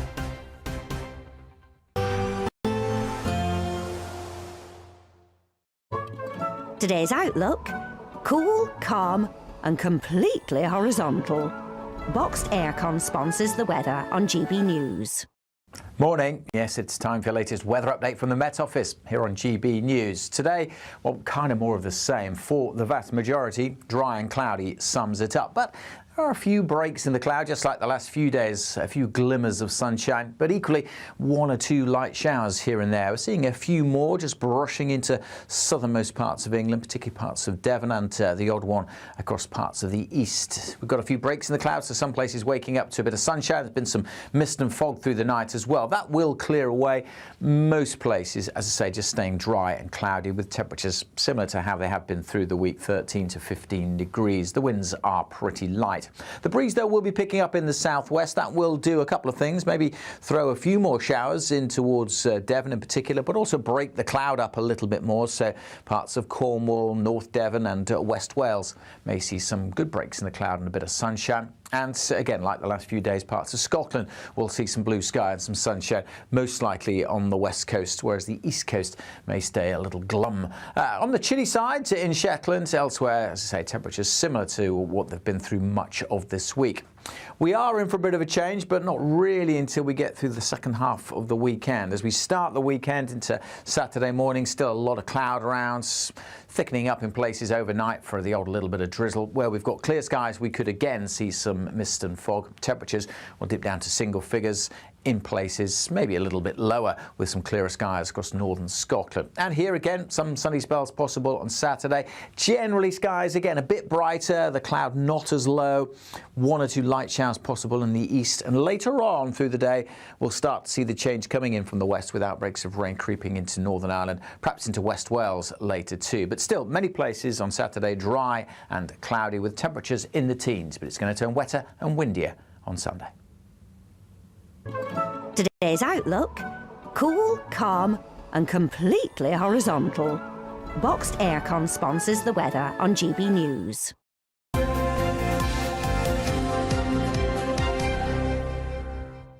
Welcome back. Yes, welcome back. Because joining us in the studio right now, the Overtones. Or maybe not. Actually, we've got onto issues with the mic, so we're sorting that out. And in the meantime, Claire Pearsall and Nigel Nelson have jumped in. So, can you sing us your latest track? Would that'd be great? Oh, I think that would make people turn off. Yeah, I think it would. We've been listening to the Overtones practicing, and let me tell you. Yeah. Beautiful. So you won't want to miss it, and we will get it to you in about 10 minutes or so. But in the meantime, Claire, what's the Sun saying about Ricky Hatton? Well, this is the really sad fact that Ricky Hatton actually, it appears that he's taken his own life. Yeah. And for men, I believe this is one of those problems where you're not encouraged to talk about your feelings, you're not encouraged to go seek advice or help, and it's not deemed to be very manly to be suffering and to admit it. And it's one of those really heartbreaking situations that mental health support should be there for everybody. Everybody should be encouraged to go and see a professional should they need it. It doesn't matter if they're a man or a woman. No, absolutely. I'll tell you what disturbs me slightly about this. I understand a lot of families do this because they're in such grief. I totally get it. But they're setting up a mental health charity in his name, which is actually a huge undertaking, very problematic. You've got to get the right people involved, when actually perhaps there are charities out there, and I wonder if perhaps it would be better to just sort of put that sort of Ricky Hatton support behind a charity that's already established. Yeah, I mean, it may well be. I mean, the idea of the charity is because Ricky didn't go and talk to anybody, is to try and encourage other people to do that. So obviously it depends on how successful the charity charity is. Frank Bruno, who also suffered from mental health issues, he's got his own charity to do the same thing. The more important thing is get the message out there, talk to someone. And I do think that perhaps because he was really famous in the boxing world, is that going to encourage people who follow that kind of sport, or you know, they've enjoyed him as a sort of an icon for them, for young men? Perhaps that would encourage them more to go rather than just a general charity. This could actually have some really positive impact. It could do. If they could associate, perhaps they'll associate themselves with another charity. I don't think people quite realise what they're biting off. Yes, exactly. There's a lot they're going into. There is a lot of help and support out there. Do remember that you can call Samaritans on 116 123, or you can email joe@samaritans.org. Yeah, God, I can't imagine what the family's going through at the moment. Nigel, should we have a look at the Mail, one of many papers covering what we can expect in the budget next month? Well, we can expect tax rises. I think that's absolutely definite. What a shocker. And you can expect some spending cuts as well. At the moment, Rachel Reeves is actually ruling out a few things. So things like a wealth tax, which would have raised 24 billion if you'd charged 2% to the 20,000 people in the country, worth more than 10 million. While they're still in the country. Well, I mean, when she did the non-doms, 60,000 did stay, and she's still on track to get her 10 billion from the non-doms. But we've lost more millionaires in this country in the last year than any other country in the world, isn't it? We've lost about 13,000. Oh no, that figure's wrong. Is it? Yeah. There was a figure that came out. There was an estimate, but it was not. It was not a properly done figure. The best figure we've got is the HMRC payroll figures, which shows that a few did leave, but 60,000 of the non-doms who were worth a lot of money actually stayed. But it doesn't mean that they're going to stay given the budget that's going to come up. No, if you start saying it doesn't really matter because, you know, this amount of them stayed, well, they may be making plans to... I know, but it's all maybes. Here we go. This is what, on the show yesterday, Justin Urquhart-Stewart said the government should do. Stop squeezing lemons, start growing orchards. Well, I'm sure Justin's right, if you can do that. But, I mean, she's trying to grow an orchard because that's economic growth. That's what we're aiming for. It's not going very well at the moment. I appreciate that. She's trying to grow an orchard by planting some carrots, which isn't ever going to bring you what you need, is it? Perhaps this analogy is going a bit too far now. I don't know. Claire, let's look at something entirely different, shall we, in the Daily Star today. A dash to dodge storms. Yes, I mean, it's always that good time of year. Autumn weather brings us so much. It coincides also with half-term, so a lot of people are looking to get away, to get the last bit of sunshine before the winter season kicks off. But apparently Storm Bram is on its way, which doesn't sound a particularly scary storm to me. I think storm names need to be way better than that. But Stoker, if it's like Bram Stoker. But isn't Storm Stoker better than Storm Bram? Storm Stoker has a real sort of kind of violent feel about it. But they need a calm down, Nigel. Oh, yes. You see, we had Storm Nigel. Didn't we? Oh, yes. There was a Storm Nigel. It promised so much. It was billed to be this really big storm. And it under-delivered, Nigel. It under-delivered. It blew itself out. It was a little bit breezy. That was about it. But so it's no surprise that whenever there's a storm warning and bad weather in the UK, people are going to look to overseas for holiday destinations, especially at half-term. So it shouldn't be of any surprise. I would do too if I was in that position, but sadly have to carry on working. Nice to get a little bit of winter sun. Always. Nigel, Boris Johnson, what does he love? He loves AI, ChatGPT particularly. AI loves him, it seems. AI loves him, that he's really pleased when AI tells them that he's clever or he's brilliant. Well, I mean, he's always been a bit like that. And that apparently he uses AI to help write his books. And as the Daily Mirror says, that this is the way he gets to his pyramid of piffle that he talks about. But anyway, he's particularly pleased that AI is pleased with him. I mean, I don't know what to believe with any of this anymore. I mean, if someone who is known for his oratory and his piffle isn't actually writing it himself... I was going to say, why the world's gone mad. Why would you publicise that? Because everyone's going to say, but all those things that you've come up with, all of the phrases, are now made up by ChatGPT. Well, that's his whole persona, is this sort of this bumbling, effervescent, coming up with words for things, phrases that... I mean, he's a good wordsmith himself. Yeah. In fair dues to him. He comes out with some great phrases. ChatGPT, and then why admit it when you're writing a book for quite a lot of money as well as involved in all of this? And if you're using AI to write a book that somebody's paying you £500,000 for in advance, I don't know why you'd do that. Why would you? Point. No, I don't know. Claire, Nigel, thank you very much. Really good to see you today. Have a lovely weekend. You too. You too. Are we doing European weather? So I think we are we? No, we're not doing any European weather. I was going to tease with the European weather because Claire was going on about going away for half-term, you see. Very nice planned segue, but it's not happening. It's all gone pear-shaped. Yeah, it has. I blame you, Claire. Is it all my fault? It is, entirely. But I'll tell you what we do have. What's that? The Overtones. They sound wonderful and they are ready for us. We're going to be hearing from them next. You don't want to miss it.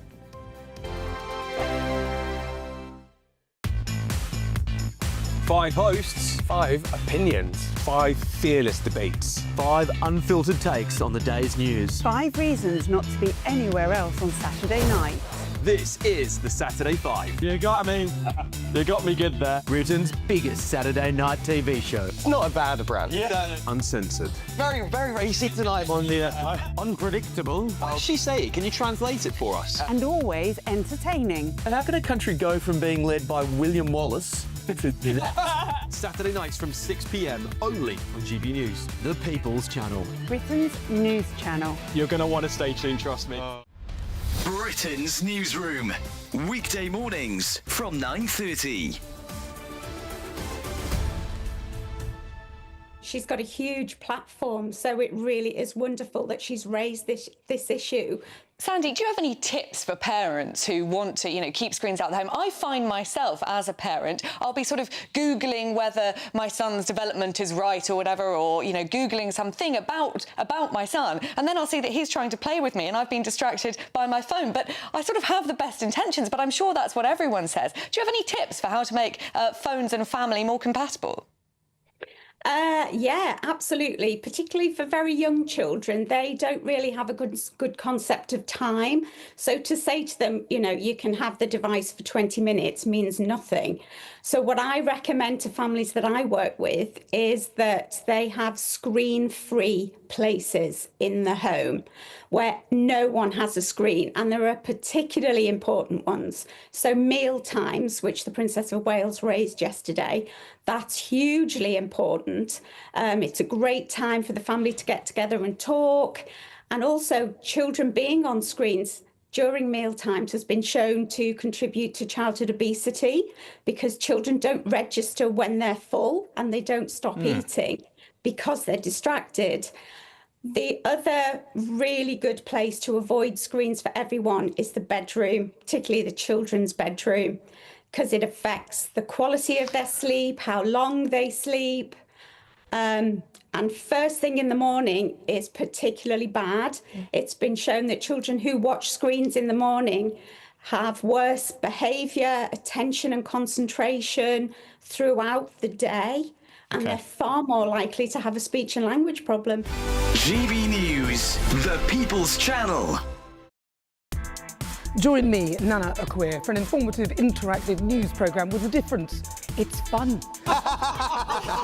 No, you didn't say that, Dave. I'm so surprised. I think there's an element of truth to that. Join me from 3 p.m. every weekend, only on GB News, Britain's news channel. Ray, are you a human trafficker? Boundless. I've had enough of the nonsense, and I'm not afraid to say it. Don't get this on the BBC. Every weeknight, I tear through the headlines. The smell of gasoline. Should we be worried about it? From Westminster madness to cultural war chaos. What I'm going to do now is they are throwing things out the car as we speak. Get ready, Britain. Here we go. Patrick Christie's tonight, weeknights from 9 p.m. only on GB News, Britain's news channel. No matter the state it's in, this is our nation. Join me, Jacob Rees-Mogg, for a genuine, honest discussion on where we have been, where we are going, and where we are with the people who set the direction. Tune in to State of the Nation every Monday to Thursday, 8 to 9 o'clock. Only on GB News. At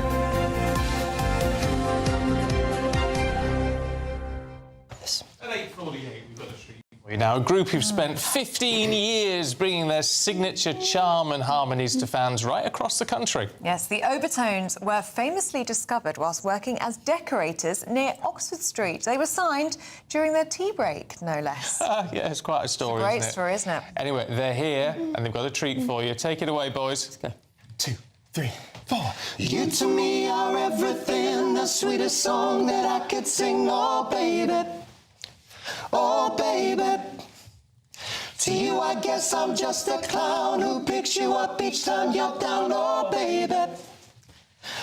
baby, you to me. Lovely. Brilliant stuff. Jay, Mike, Mark and Darren, come on over and chat to us. They sound so good together, don't they? Beautiful. It works you. well. Thank you. And It's difficult as well singing a cappella, isn't it? Oh, it's really hard. Yeah, it's very early. Yeah, but I mean, the important thing is, of course, you guys are gearing up for a proper trip down memory lane, aren't you, to mark 15 years of the band? Crazy. We are. It's been a right old journey over the past 15 years, and, you know, we wanted to celebrate in the best way we knew how, which is get out on the road, get in front of people and have a big old party. And a party in time for Christmas, which is nice. I mean, 5th of November, arguably a little bit early, but we're in the festive spirit already. Come on. I think as soon as Halloween's done, the Christmas decorations come out, right? So I think it's never too early. I think more than ever, everyone needs a bit of escapism, obviously, and we bring joy and happiness and we get people singing and dancing, and we always say, let's forget what's going on outside of these four walls and let's have a party, so we can't wait. So what's the prep looking like ahead of the tour? Is it a lot of rehearsal? Ask us next week. Absolute chaos, isn't it? Well, because we're celebrating 15 years, we're trying to do everything, you know, some of the best moments, some of the best songs, obviously 7 albums to choose from as well, so it's a bit of chaos, but it's brilliant because it all comes together, and of course we always make sure that we're on point before opening night, don't we, lads? Yeah.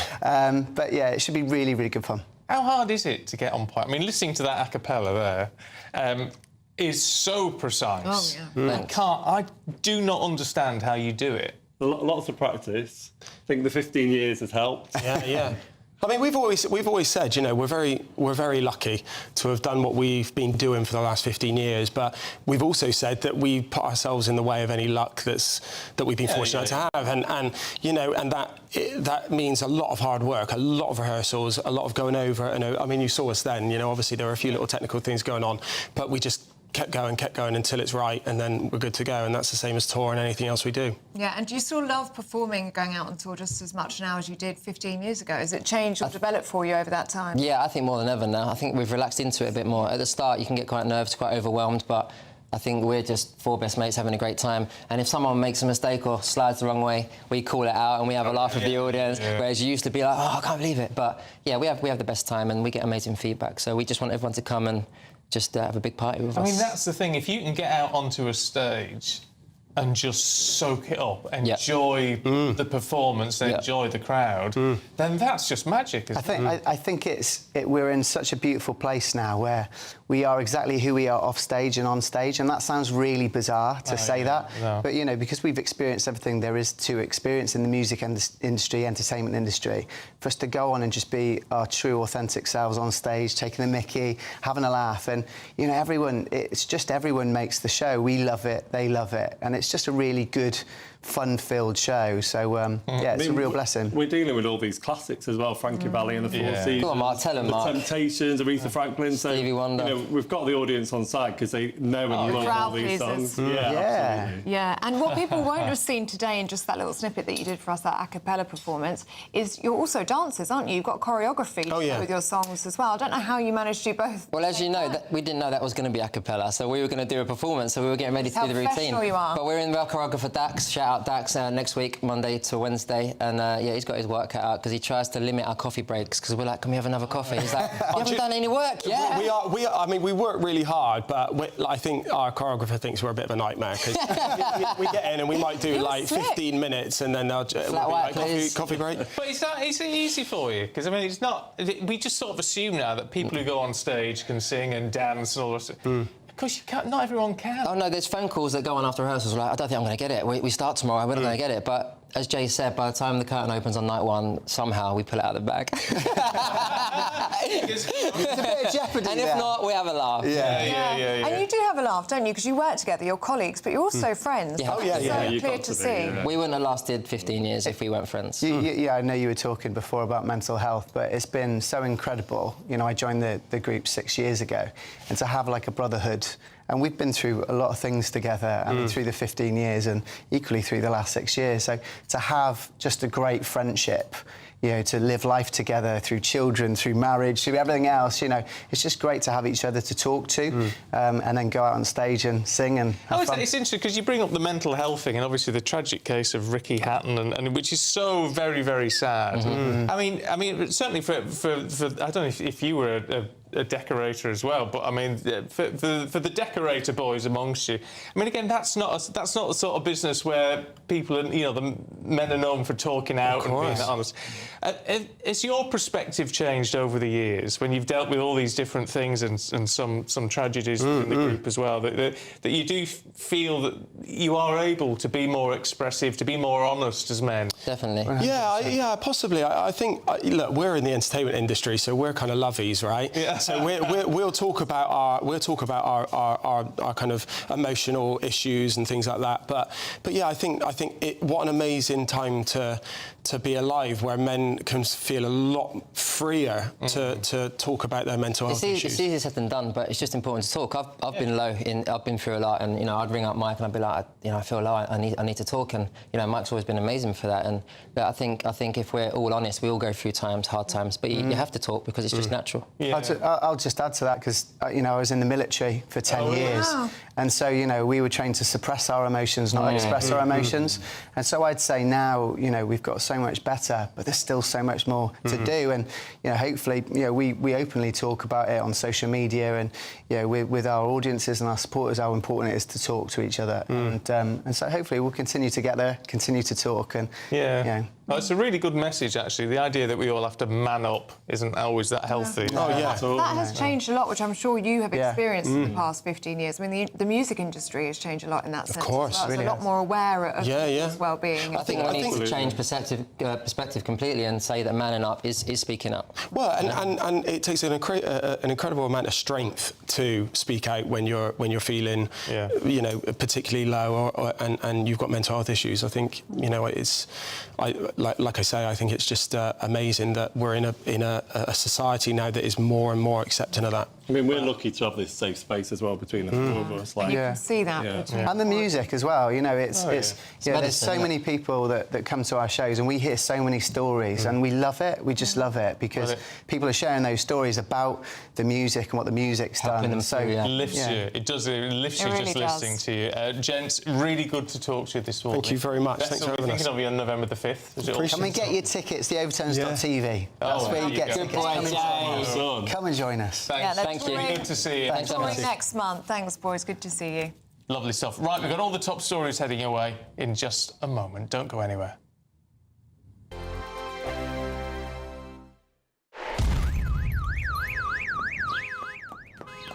Crash Law 24 sponsors GB News Traffic and Travel Report. Good morning. This is the latest AI travel news from gbnews.com. Significant congestion is on the M4 eastbound at J33, Capel and Iltern. In Suffolk, travellers on the A11 southbound between the A134 Thetford West and the A1065 face 30-minute delays. In Cumbria, a broken-down vehicle on the M6 southbound exit slip at junction 40 is causing lane closures. In Kingston upon Hull, the A63 westbound at the junction with the A1033 north is experiencing 10-minute delays. And on the trains, major disruptions are reported between Wolverhampton and Birmingham New Street on Avanti West Coast and cross-country services. For more travel news, go to gbnews.com. Crash Law 24 sponsors GB News Traffic and Travel Report. There's 2 weeks remaining in our latest, greatest giveaway. You could be in the driving seat of this Benamar Primera motorhome. This luxurious home from home comes with all the mod cons. Plus, you can use it with your current driving licence. We'll also boost your bank account with a whopping £30,000 in tax-free cash to spend on anything you like. It only takes one entry to become a winner. For another chance to win, text WIN to 63225. One entry costs £2.50 plus one standard network rate message. Or text BONUS to 63225. 5 entries cost £5 plus one standard network rate message. Go to gbnews.com/win. Entries start at £2.50. Call 0903 686 3232. Calls cost £2.50 plus your network access charge. Or post your name and number to GB16 PO Box 8690 Derby DE1 9TT. UK only. Entrance must be 18 or over. Lines close at 4 p.m. on the 31st of October. Please check the closing time if listening or watching on demand. Westminster's full of talk, but out here, it's the real world. Am I allowed to talk then? No, that's it. This is where it matters, real people and real lives. That's what politics is all about. In fact, has Trump made a good start? No. Straight answers, no spin, and just a couple of pints. How many fingers have I got up? About 10. So join me for Lee Anderson's Real World every Friday at 7 p.m. only on GB News. The People's Channel, Britain's news channel. You want to know what's really going on in the corridors of power? Labour don't know what to do with you half the time, and that makes you quite lethal in the chamber. Get behind the headlines with Chopper's Political Podcast. Join me, Christopher Hope, as I sit down with the great and the good of British politics. We'll see where this ruling takes us. These are the stories shaping our nation. Chopper's Political Podcast, available now on all platforms. Listen in and stay ahead.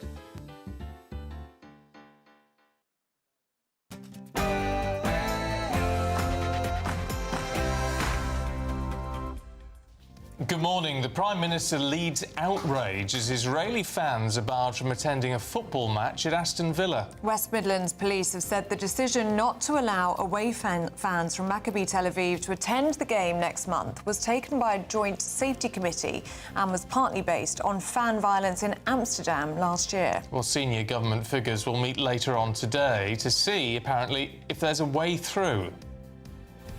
When it comes to China, the UK needs to defend itself resolutely against threats and seize the opportunities that demonstrably serve our nation. The Director General of MI5 says that China presents a threat to the UK every single day and that the intelligence service disrupted an espionage threat from China just last week. Well, it comes as it's revealed Prince Andrew apparently met the Chinese spy master in the centre of the Beijing spy case at least 3 times. Rachel Reeves has signalled that she will look at further taxes on people with assets, saying those with the broadest shoulders should pay more. The call, as you know, with President Putin, I thought it was a very good call. Donald Trump says he'll meet President Putin in Hungary for peace talks on Ukraine, potentially within weeks. He's meeting Volodymyr Zelensky today. A breakthrough for HIV prevention is set to be rolled out on the NHS to help reduce HIV transmissions in England and Wales. Another fairly drab day for most. Dry and cloudy sums it up. There will be a few light showers here and there. Equally, there'll be a few sunny spells here and there. Join me later for a full forecast to find out what you'll get today. It's just gone 9 o'clock. I'm Stephen Dixon. I'm Ellie Costello, and this is GB News Breakfast.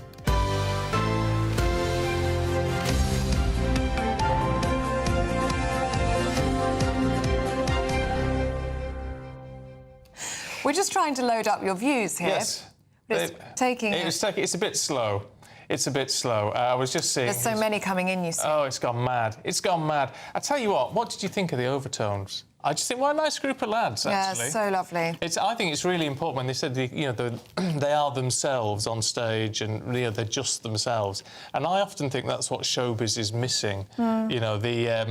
ordinary people. Yeah, they're normal fellas, aren't Normal they? people who don't have these massive egos and don't pretend to be things they're not. You get a lot of that in showbiz. Yeah, do you know what I really liked about them was their work ethic. They had been here for hours, rehearsing outside. They had a whole dance routine that they were practising there. I mean, dedicated. Oh, yeah. And then sounded good as well. And in the end, they had to go a cappella because we had some issues with the backing track. But they just did it. They just nailed it. No qualms, it's nice, no isn't ego. it? I actually I quite fancy going along to that. I think we should. I think that might be a nice chilled night. Sway along, have a bit of a sing-song. Yes. So they've got the Christmas tour starting next month, and then we're also just hearing that next year they're going to have a special big tour. Big show at the Palladium. At the Palladium for their 15 years together, so that's going to be good. Yeah. So we'll have to go to that as well. Yeah, fancy it then. I'll get your diaries. Yeah, I'll go with you. Yeah, let's do it. Let's do it. We never have a night out, just me and you. Let's do it. We'll go to the Overtones. We've got a little flavour today, didn't we? We've got a what? We've got a little flavour today. We did. There'll be more to come. Very nice. Anyway, we'll try and get some more views up for you. I'll bring them to you when we can. Looks like we're having tech issues. Oh, yeah, and I keep forgetting this is... I can't always... Anyway. It's all happening. It's all happening. It's blame my computer. Right. Got the Wheel of Doom. The Wheel of Doom. Sir Keir Starmer has said banning Israeli fans from Aston Villa's Europa League match is the wrong decision. Now, that's after police, a safety committee, blocked Maccabi Tel Aviv supporters from attending because of safety fears. Well, the Prime Minister said that the UK will not tolerate anti-Semitism, while critics across the political spectrum have branded the move a national disgrace and shameful. Well, we have heard that senior government figures will meet later today to address this. They're not guaranteeing anything, but they say they'll see if there is a way through. Well, we're joined now by GB News political correspondent Catherine Forster. Morning to you, Catherine. It's that breaking news in the past few minutes that they are going to look to see if they can see a way through. What options do you think could be on the table? Well, I think it's quite limited because the problem is that the police are operationally independent. So much as the Prime Minister says that this is the wrong decision, and many politicians, most politicians, are united in outrage about this, ultimately, the government can't tell the police what to do, but we do understand that the Culture and Sports Secretary, Lisa Nandy, is going to be meeting with the Home Office later to see if there is a way through. It might be that they find more police resources, that they're able to funnel some more money or something that can be done to make sure that it goes ahead. You were talking earlier to Richard Holden, the Shadow Transport Secretary, about this. Let's have a look at what he had to say. Oh, we haven't got that at the moment. Oh. We haven't got the clip. No, we haven't got the clip. OK. Nothing's working this one. Thank heavens you're here, Catherine. But I tell you what, though, in all this, because as you say, the police operationally independent.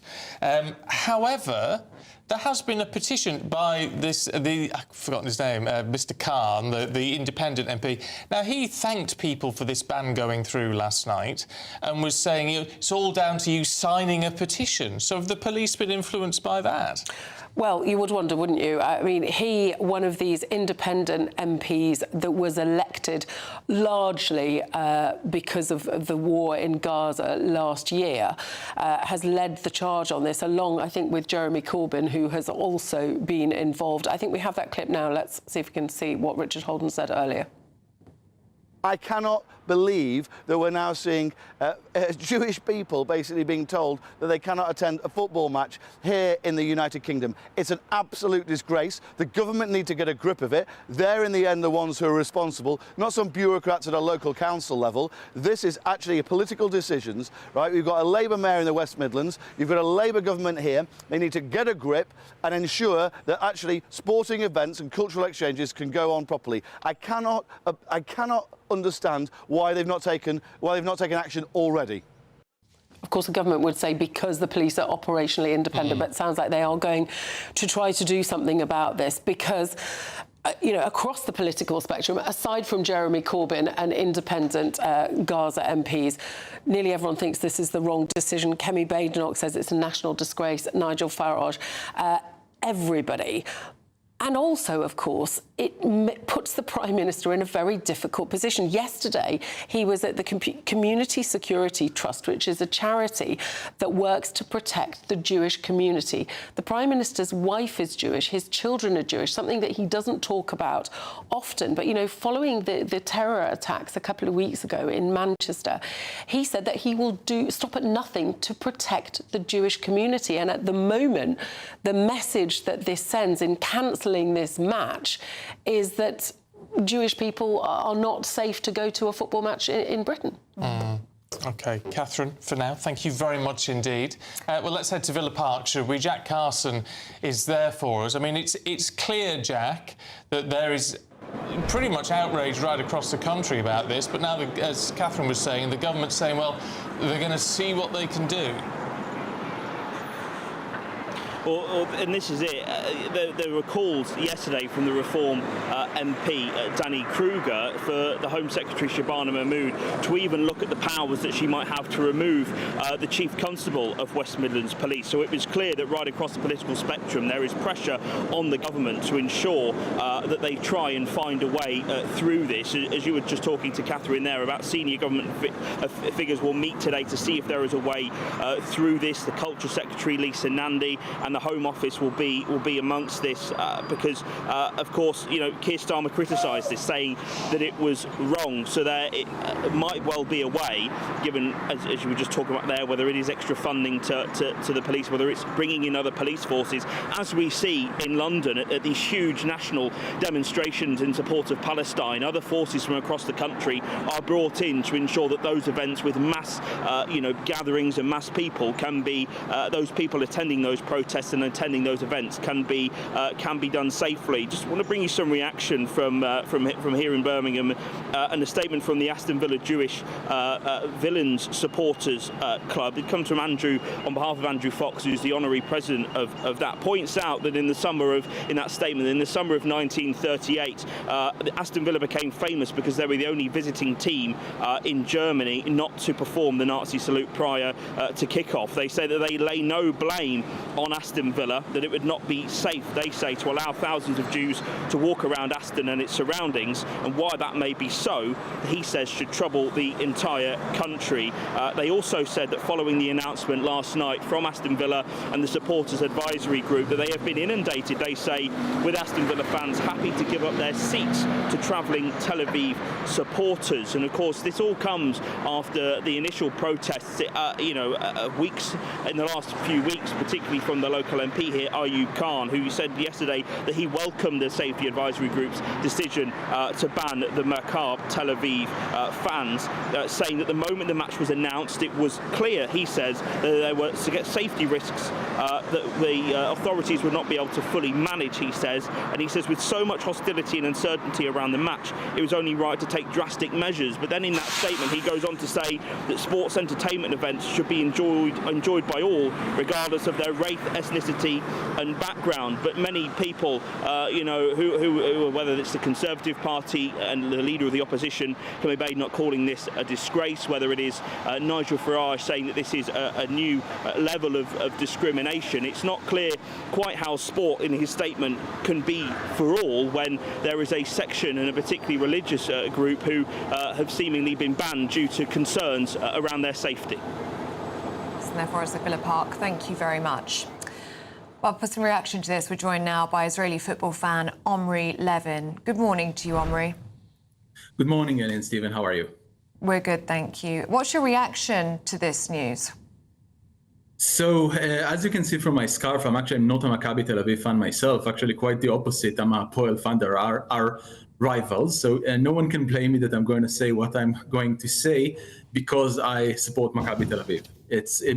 Today it's them. Tomorrow it can be any Israeli football team playing in Europe. I'll tell you, I think it's a bit like a child being bullied at school, and the reaction of the teachers would be, well, we can't guarantee your safety here. Can you please stay out? And I don't think that's acceptable. And in the same way, I don't think that the decision to ban away fans from the game, it's not acceptable either.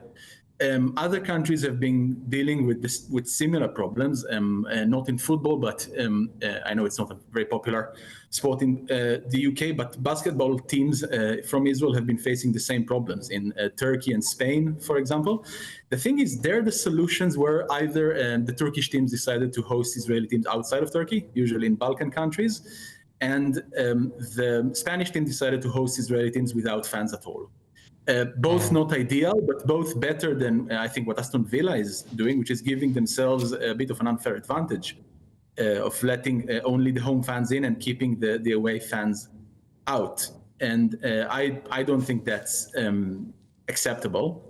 And at the end of the day, the police should guarantee the safety of all fans coming to the UK and even coming from within the UK. If I can think about Celtic fans, for example, who are very political, they have their opinions, and they say and display things that a lot of people in the UK would find upsetting. And don't get me wrong, I don't think they shouldn't do that. It's their right, but then all football fans should enjoy that right. What I don't understand with this, Omri, is the fact that it is outright anti-Semitism, and there's no way around it, because what is happening here is this almost an acceptance that fans of an Israeli football team can be blamed for what the Israeli government is doing. Now, if you've got a problem with what the Israeli government is doing, you are allowed to have that concern. You're allowed to be critical. That's absolutely fine. But to start blaming Israeli football fans is clearly can be seen as nothing but anti-Semitic, can it? I definitely think there is an element of that for a lot, especially now when the demand up until now is that while there is a war ongoing in Israel, we cannot accept Israeli teams in Europe. Supposedly, that was the argument. Well, now there's a ceasefire, so I'm actually struggling to see what's the demand from the Israeli fans now, not to exist, not to be Israelis. What's the demand right now? Well, like if those protesters have their way, and fans are either banned from games all over Europe, or I mean, it's looking unlikely at the moment that Israeli teams will be kicked out of UEFA, but that was an option. What is the goal right now? That's what I think does make it, anti-Semitic, at least for some of the voices that we hear supporting this. Yes. OK. Omri Levin, thank you so much for joining us this morning on Breakfast. Thank you so much. It's just a disgrace. Actually, it is a disgrace.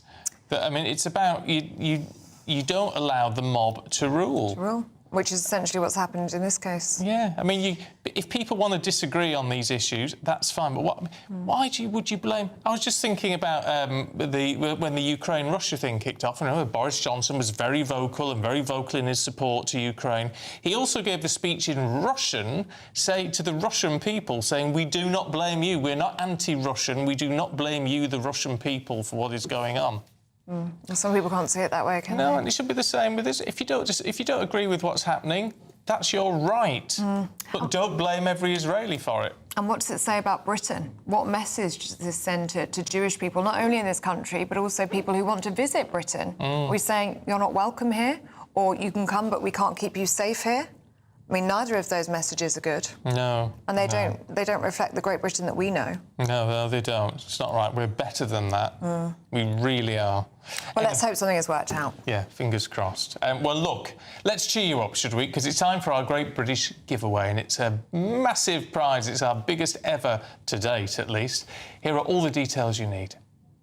You're not going to want to miss our greatest Great British giveaway so far. You could bank an incredible £30,000 in tax-free cash to spend however you like. And if that wasn't enough, you'll also get to drive away in this brand new motorhome. With thanks to Marquis Leisure, this brand new 2025 Benimar Primero could be yours. It comes with all the mod cons you'd expect from a vehicle worth over £74,000 and comfortably sleeps 4 people. This prize package is worth over £104,000. And remember, if you can dream it, you can drive it away.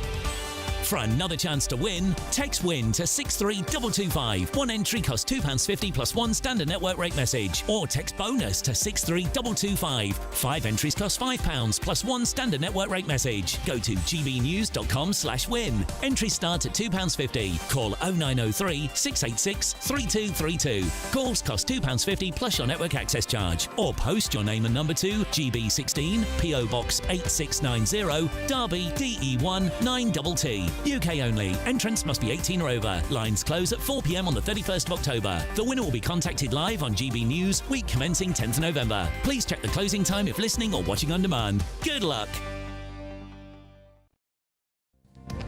Yes, good luck. Now do stay with us. Still to come, a breakthrough for HIV prevention is set up to be rolled out in the NHS. It's to help reduce HIV transmissions in England and Wales. A positive news story to end the programme this morning, so that's next.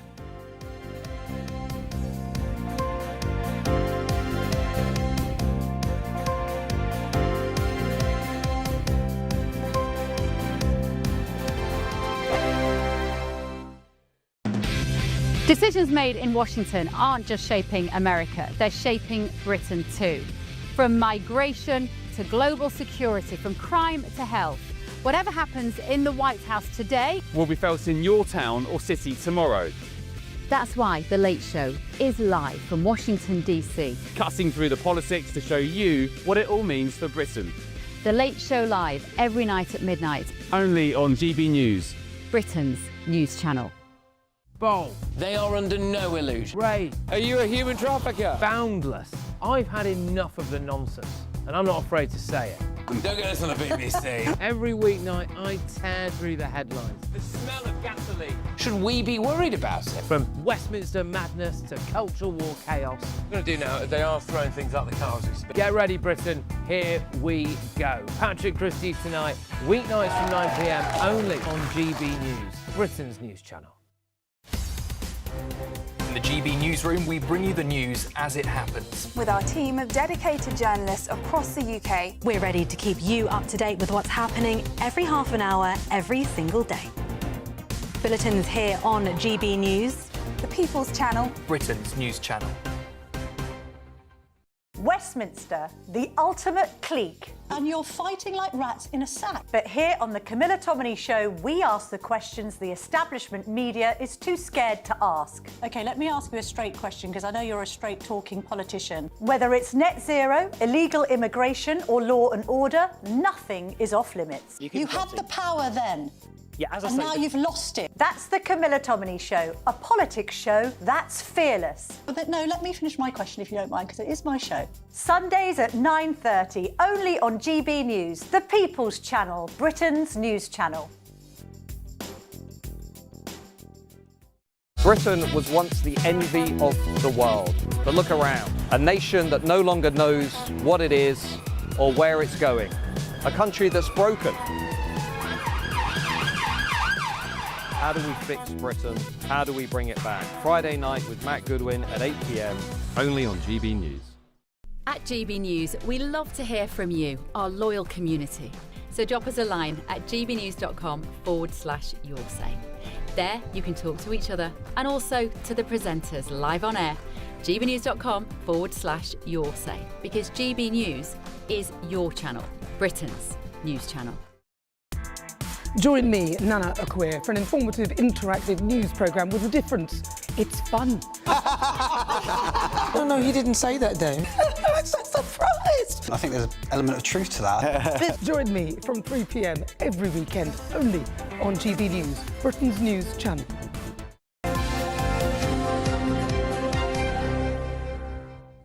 Now, we've got some good news for you this morning. For the first time, patients in England and Wales will have access to an injection designed to prevent HIV. Now, that pairs them up with what's going on in Scotland.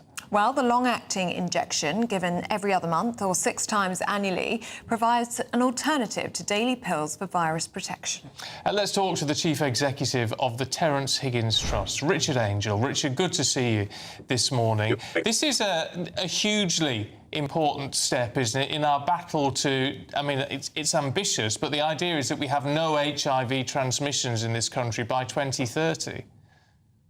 Yeah, it's possible to have no HIV transmissions by 2030, and it's possible that the UK is the first country in the world to make that happen. So today's announcement is so welcome, to have PrEP available not just in pill form for those of which the pill works, but now an injection for those who it doesn't. That might be women who fear their partner isn't being women who are at risk of or experiencing violence. That might be those who are going and serving our country in the armed forces or going into prison for a period of time, or homeless. And crucially, a friend of mine that married a woman who sadly passed away, he now predominantly has sex with men, but he doesn't want PrEP around the house because he has children and he doesn't want them to learn about the new relationships he's having via a pill box. So this can provide discretion for people like him, and this could be a really big change, fight the inequalities in our society, and really turbocharge our chance of ending new cases by 2030. Well, Richard, where are we at in terms of the transmission of HIV in England and Wales? Does it still remain to be a serious public health challenge? So we're doing the best in Europe. I'm at a conference in Paris right now, hearing the statistics about how other nations are doing, but we're still not on track. And it's really good to see that Health Secretary Wes Streeting has acknowledged that, and will be publishing a HIV action plan on the 1st of December, World AIDS Day this year. And we're hoping to see a real ramp up of PrEP and its availability outside sexual health clinics, more testing like we're doing successfully in 91 A&Es across the country, and crucial action to support the 12,000 people who are diagnosed with HIV, but stigma means they don't take their medication. So they've been lost on the NHS's watch, and it's the NHS's responsibility to re-find and re-engage those people. OK. Richard, we're out of time. Good to talk to you. Thank you very much indeed. Thank you. And for those watching thinking it never applied to me, the biggest increase in HIV numbers at the moment is amongst heterosexuals. Really? That's the biggest rise, yeah, at the moment. So it's, you know, everyone needs to be aware. Yeah, it's important to talk about, isn't it? So it is. Good news story. Right, 9:30. Alex Armstrong and Miriam Cates will be taking us through Morning, their you show. two. Good morning. Good morning. What's going on? Well, we have got a packed show with some stellar guests. We're going to be starting off with, of course, this news that Israeli Tel Aviv football fans will be banned from the Aston Villa match. We're going to be talking to Lord Ian Austin about that. Yeah, and we've also got Trump hosting Zelensky. Is there a peace still on the horizon again? Or is it all going to be... Well, we don't know. We just don't know, do we? We're going to enjoy that and loads more. And Kemi Badenoch will be joining us too. Exciting times. First, your weather.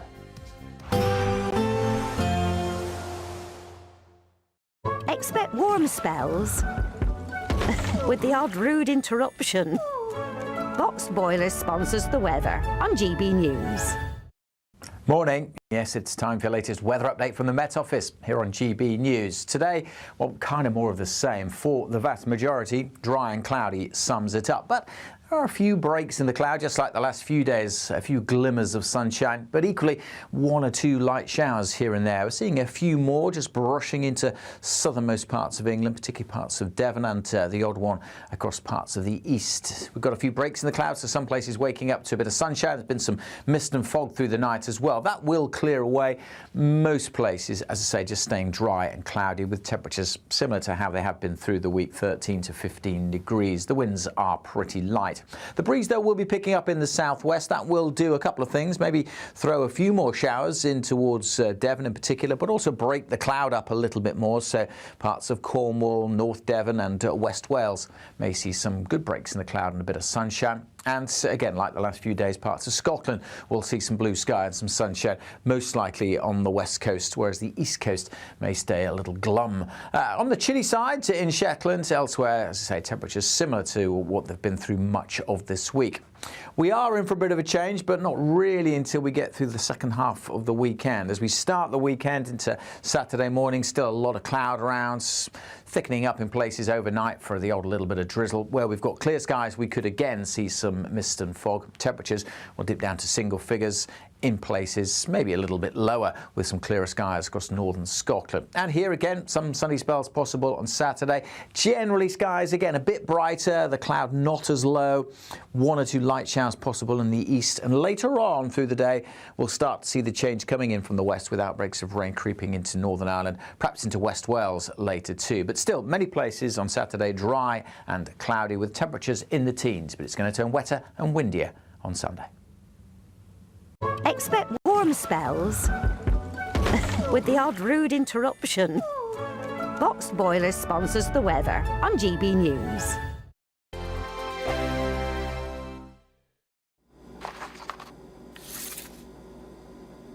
Crash Law 24 sponsors GB News Traffic and Travel Report.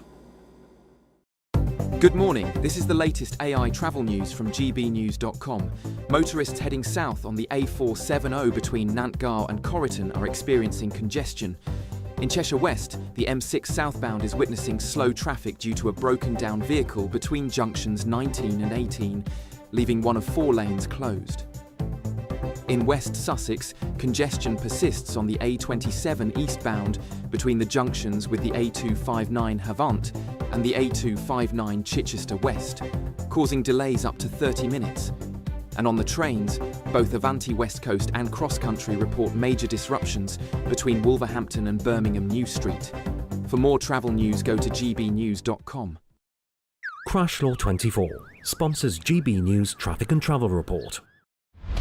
Britain's newsroom, weekday mornings from 9:30. It's got this funny aspect, hasn't it? That calling Nelson queer is funny, but it isn't. In a way, it's not funny at all. It's just part of a very large project to not only pretend that trans people started the gay rights movement and that everybody has a gender identity. But I don't know if you know, the University of Leicester has got this wonderful organisation, the Research Centre for Museums and Galleries, which also links up with NEMO. This is a European-wide organisation, and they hold events about queering the museums. So the museums are being fed this bonkers nonsense, yes, by organisations that we're funding, and I think this has to stop. It really has to stop. Bev, Michelle here. Sorry to cut in and take this back to basics, but some of my viewers might be sitting there and they're not down with the latest iterations of the alphabet soup, so they might not actually even know what is queer. Well, it's a good question, isn't it? Queer used to be, and in my mind still is, an insult.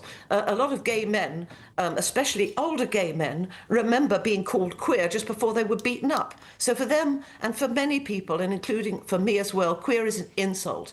But lots of young gays and lesbians have adopted the word queer these days, but funnily enough, lots of straight people have too. So you'll find straight couples calling themselves queer because they think their sex is a bit edgy or something. It's completely debased the whole notion of what it was, of what gay rights was about, and people have forgotten what gay rights were about. So I don't use the word queer at